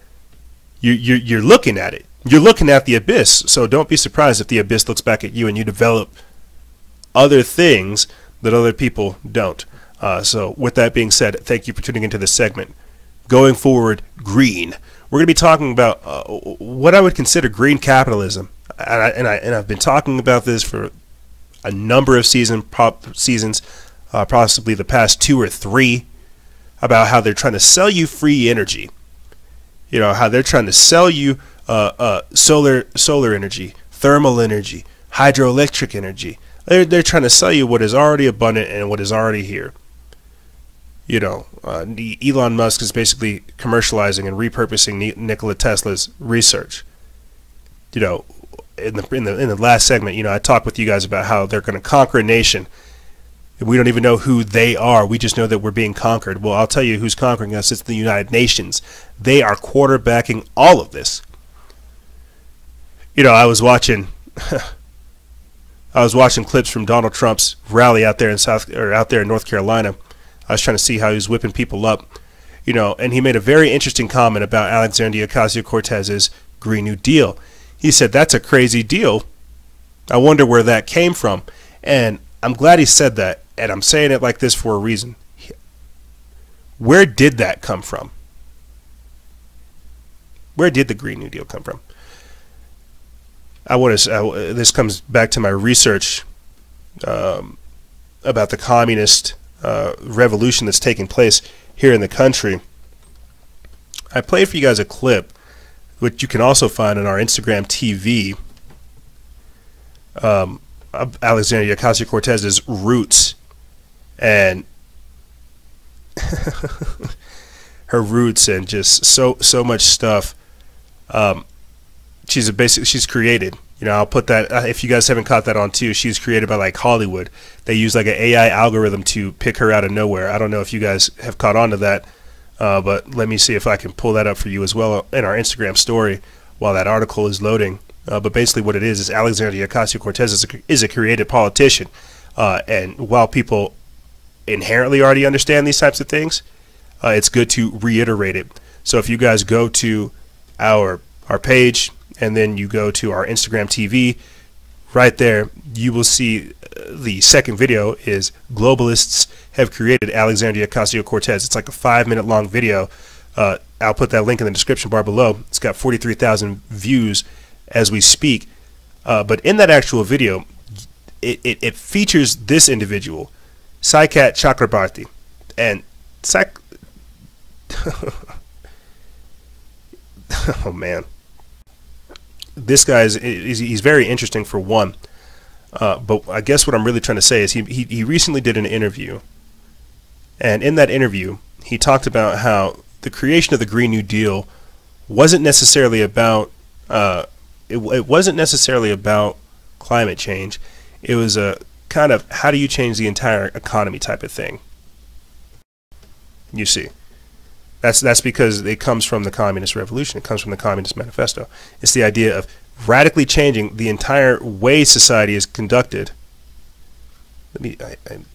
I want to get this article up for you guys so we can read this, get it on the air. But we're talking about the socioeconomic reformation. We're talking about how the Green New Deal has been created so that it can have total unilateral control over every facet of your life, every facet of the environment, and every facet of the system. We've talked about it time and time again. How even in California, they're monitoring how much electricity you're using. They're monitoring how much water you're consuming, and all these types of things. I've even talked to you about how in the future we're going to have hardcore eco-fascists, radical eco-fascists that tell you you don't care about the earth, that are going to condemn you for how much meat you consume. Look at the radical vegans today, saying that you don't care about the environment, you don't care about anything, you're a dirty meat eater. You know, they try to guilt trip you into genuinely feeling bad about your lifestyle choices. You see, this is where we're going. So what you have to understand is that these people are using a false pretense to control everything that you see going on. I'm going to get into this article from the Houston Chronicle, which is reposted by David Montgomery over there at the Washington Post, and it talks about how Saikat Chakrabarti became AOC's brain. And basically what they're talking about is how the Green New Deal is meant to just radically shift everything. So they have an entire generation of kids, an entire generation of people, and generations before that focused on the environment, focused on climate change, focused on global warming, and all focused on the environment. And so they're going to use this as the linchpin to push and radically shift everything. This is again what I mean by the socioeconomic reformation, the fourth industrial revolution, the post-industrial society. And I'm only going to read a little bit of this, and I'll put the rest of it in a link in the description bar below.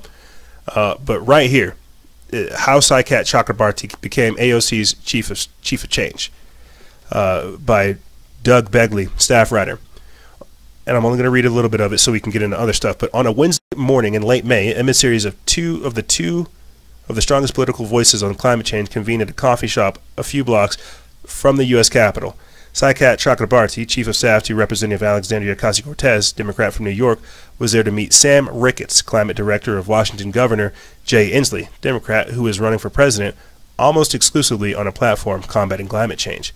A newly released plank of Inslee's climate change agenda had caught the attention of Chakrabarti and his boss, who had tweeted that Inslee's, quote, climate plan is the most serious plus comprehensive one to address our crisis in the 2020 field.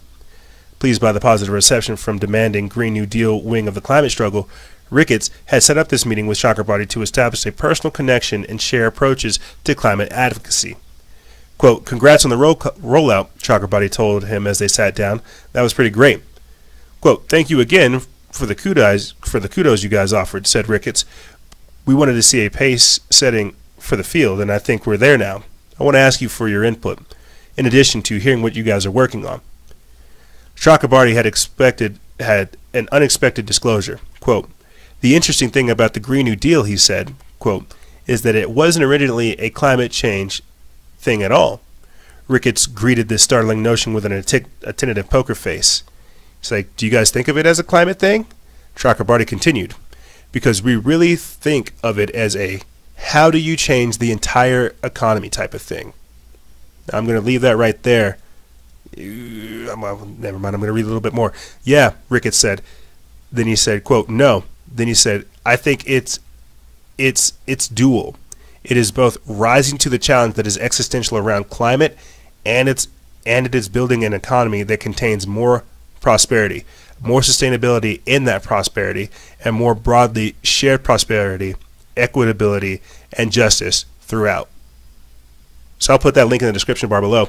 But basically what we're beginning to talk about is just that, creating a global government, creating a global citizen, creating a global community that is based around shared prosperity, sustainable development, communism, globalism, control. What's mine is yours, what's yours is mine, the collective consciousness.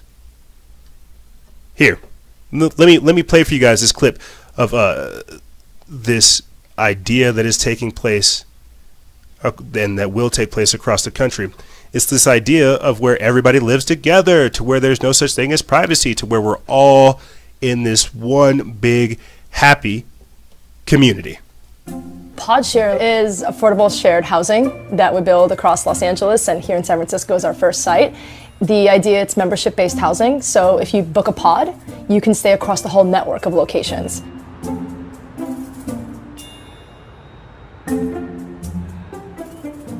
I was born in the USSR in 1985. My whole concept was like the idea of the government giving you everything in a communist state. What if you could subscribe to a housing membership and have all your needs met? In the fridge, there should just be like cereal, ramen, collegiate foods, and there should always be toothpaste and toilet paper and just these basic things that you just need to live, like they should just be handled for you. And that's kind of the concept of PodShare. You just share pods across a network with people that become your friends. This location has 2 bathrooms, and this one's currently being used. So I won't show you the bathroom, but I will show you the pods. In each pod, you can see here, there's obviously a mattress, pillows, linens, your essentials. This is my pod right here. As most people know, like housing in San Francisco is chaos. I founded a company called Flipmass. We do Instagram influencer advertising. Our business does pretty well. I actually pay myself really conservatively. I earn about $3,000 per month. I tried living in San Francisco on that budget. I was able to do it, but it was really, really hard. PodShare model is really for myself, which is solo, single, no children, no pets. Like I'm really just building something I want to live in. As a software engineer, I can definitely afford this place. I can have savings as well. And at the same time, I am getting all the value that the city holds. When people think of co-living, they might get taken back a little in the sense that it might be not as much privacy in comparison to if they own a home. But I'm just a bachelor, I'm a newly grad. Those things really don't matter at the moment. So the hardest thing about living in a place like this is that you give up your privacy. That's something that you do have to get used to once you start. By the way, come on through. Oh yeah, go through. Last time. Not a problem. But then you find ways to reclaim your privacy. Fortunately, in this location, it's 4 floors and there are plenty of places to hang out. There's certain things you have to give up when you want to live in the center and pay no security deposit, and that's privacy here. I think what people get wrong about PodShare is that the pod is all they have and that they don't have access to amenities. I've actually had people mock me for this type of living arrangement. I think many people might think that is it dystopian to group a bunch of people into one living space? But I think it's one of those don't knock it till you try it type of things. I think if prices become more affordable, PodShare will die, and that's okay. Because I think it's here to solve a problem, and if the rents ever became normalized, then I don't know if a PodShare would be necessary because everyone would just get their own private place. And that's okay. Crazy.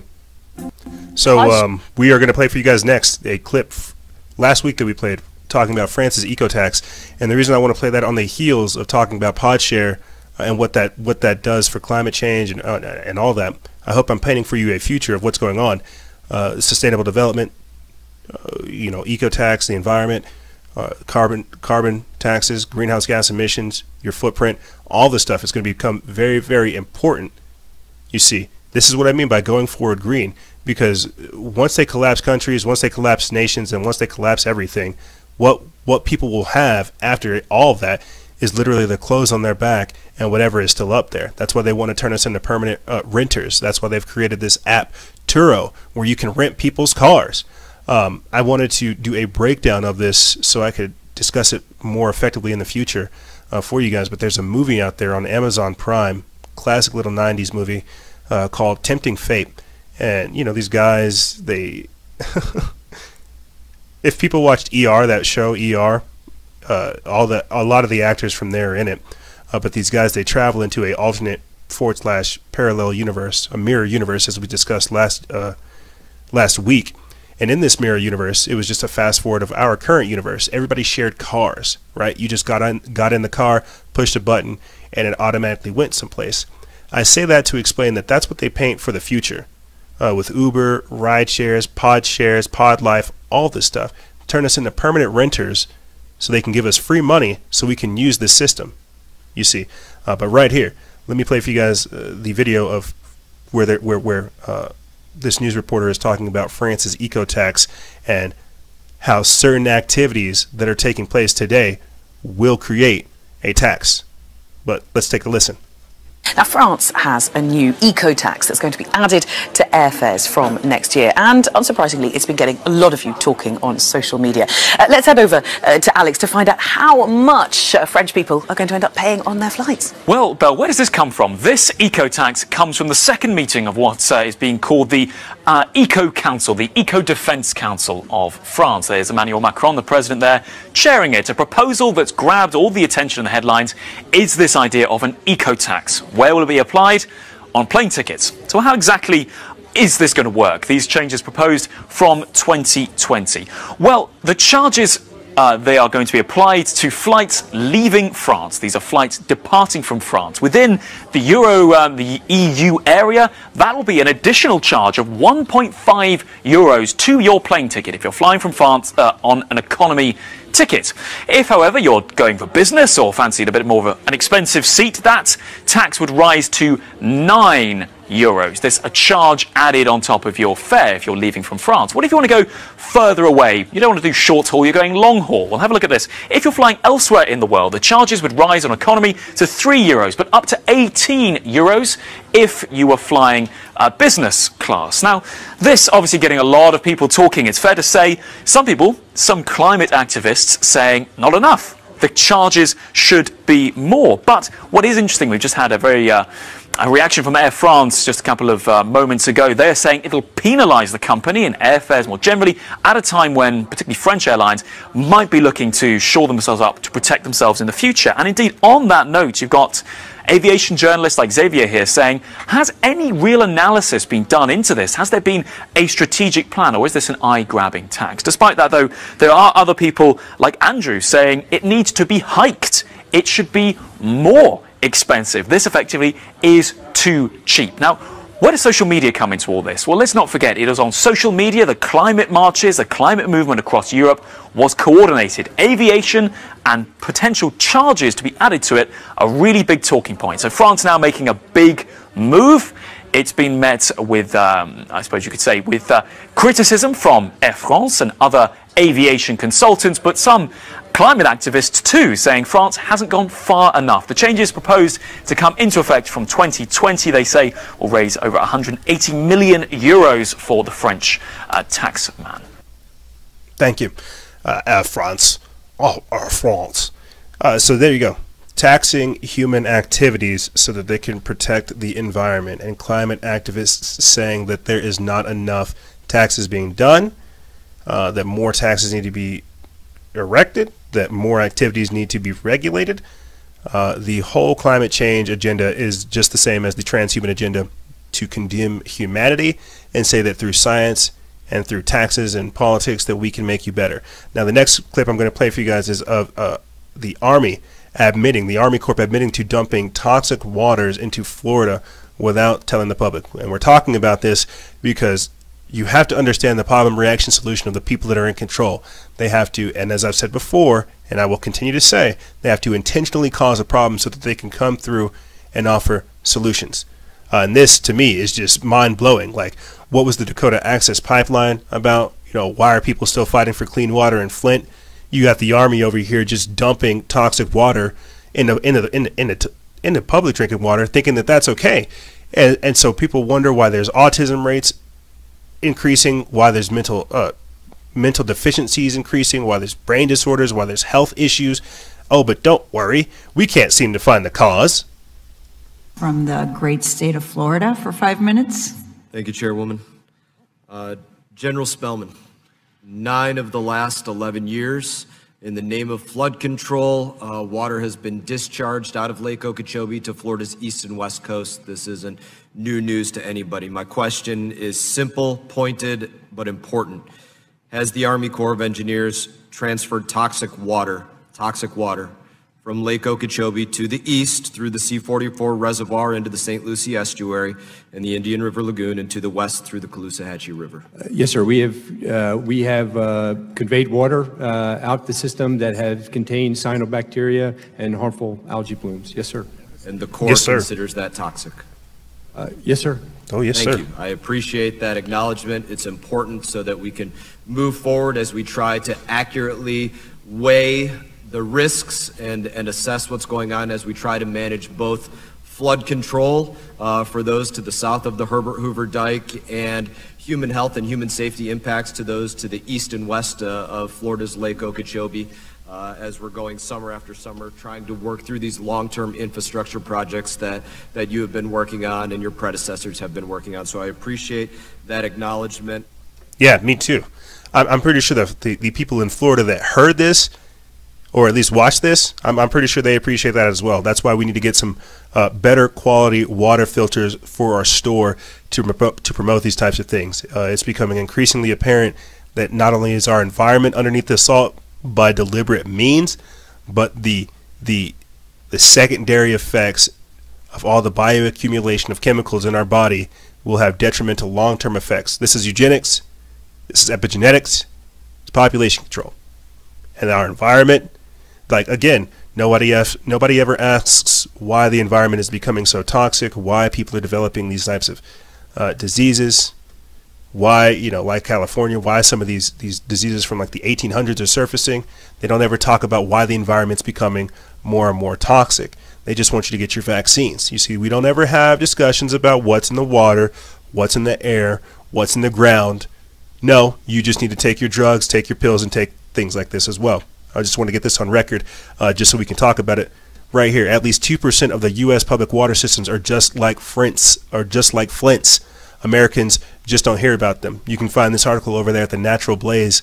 They put this up July 10th, and it talks about how the Flint water crisis that everybody is so aware of, 2% of the entire American infrastructure is just the same. They are being exposed to lead.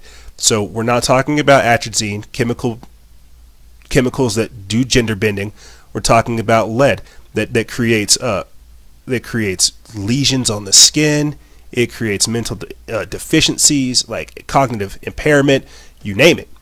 And this is why we have to have these deep conversations about how far this really does go, what's happening to our environment, and why we have to take care of our health, take care of our bodies, take care of our mind, and how we are underneath unilateral assault. Going forward green means ripping the Band-Aid off of these scars and taking the time to heal our bodies.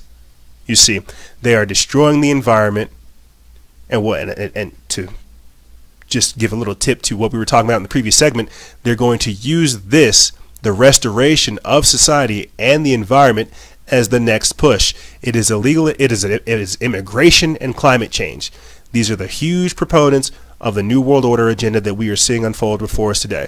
As I mentioned towards the end of 2018, that with the passing of the United Nations Migration Pact, it allows for people to literally travel to different parts of the country or different parts of the world and not be chastised. And they are moving to different parts of the world because of the climate change that is taking place. At the end of 2018 as well, I told you that Bill Gates is teaming up with Harvard to spray carbon dioxide to block the sun's atmosphere, to block the sun's rays. So we have admission that they are engaging in climate change and that it is having detrimental effects upon the planet, which have these types of issues, which create these types of things. Going forward green is how do we all start dealing with this environment that becomes hazardous.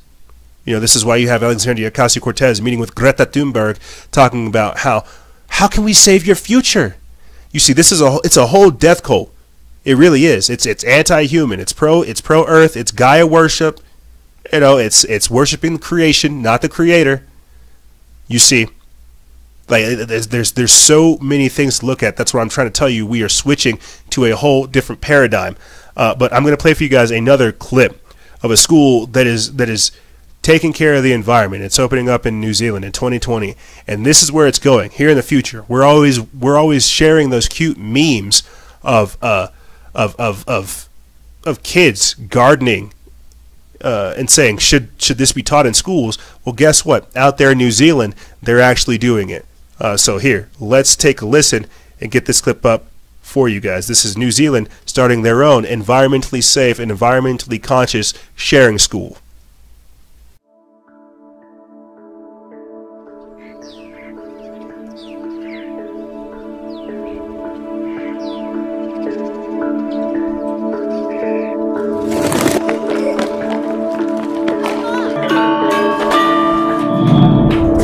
Welcome to my world. He means our world. This is Green School. A place where we make solutions happen. We're teachers. And students like me. And parents like us. And members of the community. That's us. And especially me.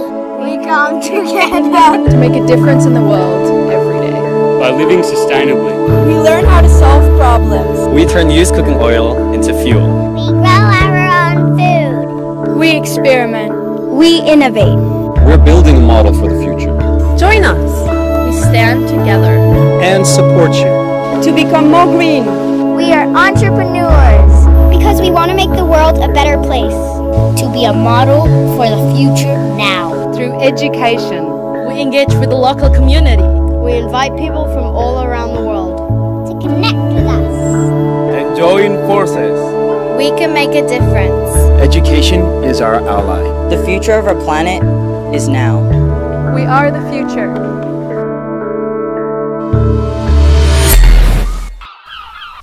We are the problem.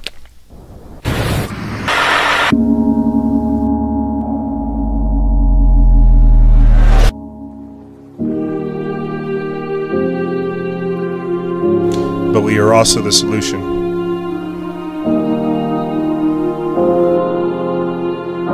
Yeah, clean up after yourselves.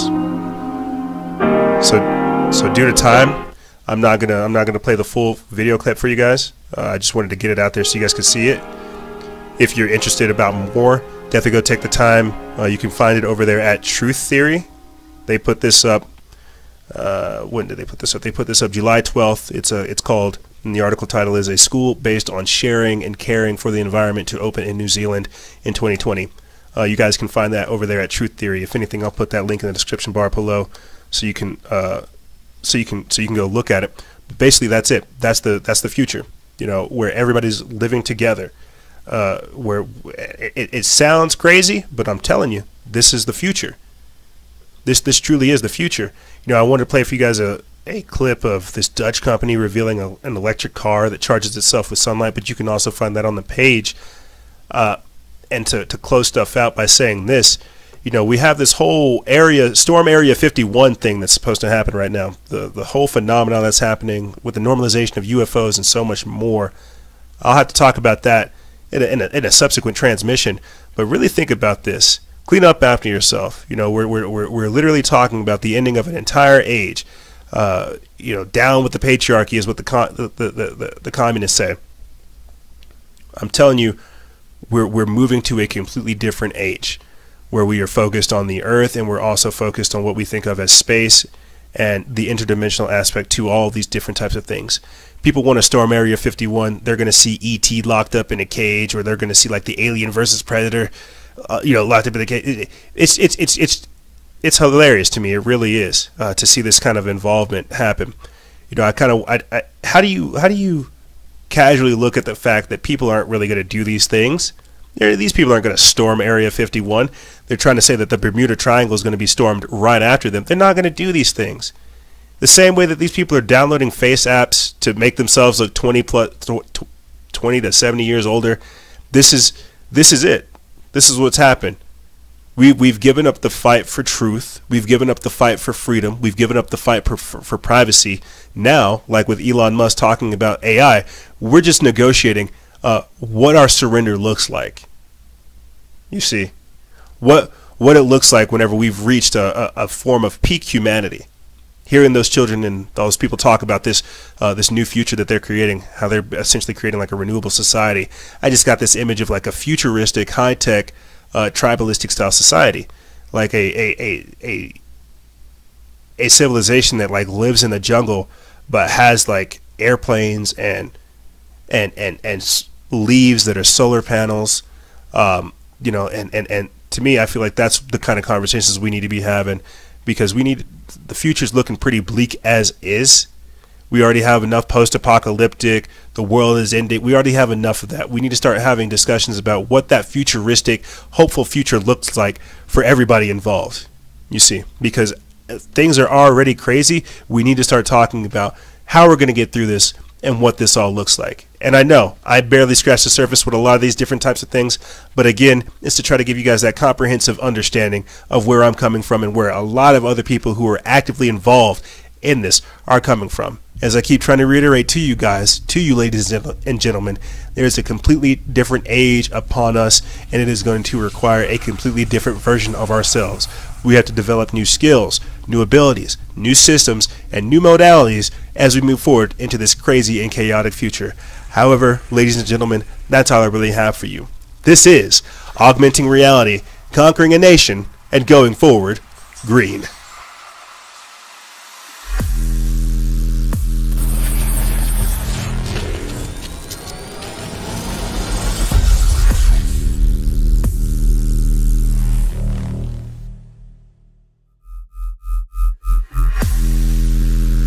That's right. You know, I just wanted to think about something real quick. Just to let you guys know where my head's at. One of the revelations I had this week is that, you know, black sheeps of the family, they're going to start leading here in a few. Days are so chaotic and crazy that we need a whole new perspective brought to the table. And that's what black sheeps are going to be doing.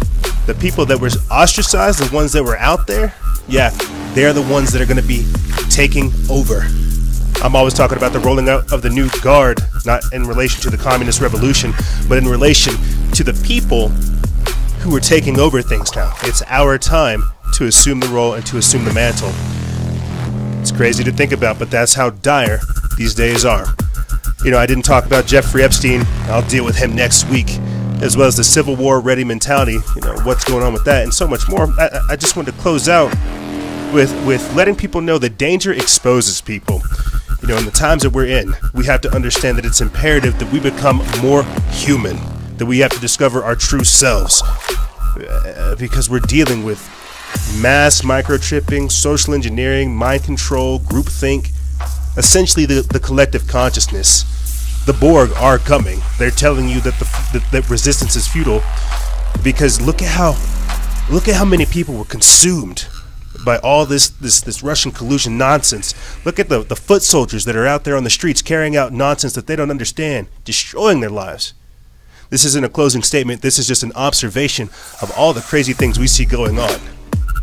We have to be cautious moving forward, but at the same time be ready for what's coming. However, ladies and gentlemen, that's all I really have for you. I know I went over a lot, but if you want to know more, take the time to download the show notes. I really do my due diligence and make sure it's comprehensive. If you want to support this operation, you want to see it succeed, think about becoming a Patreon exclusive member. Other than that, that's all I really have for you guys and gals. And remember, guys and gals, stay vigilant, expose lies and share truth. This is Noisera, Freedom Faction, out.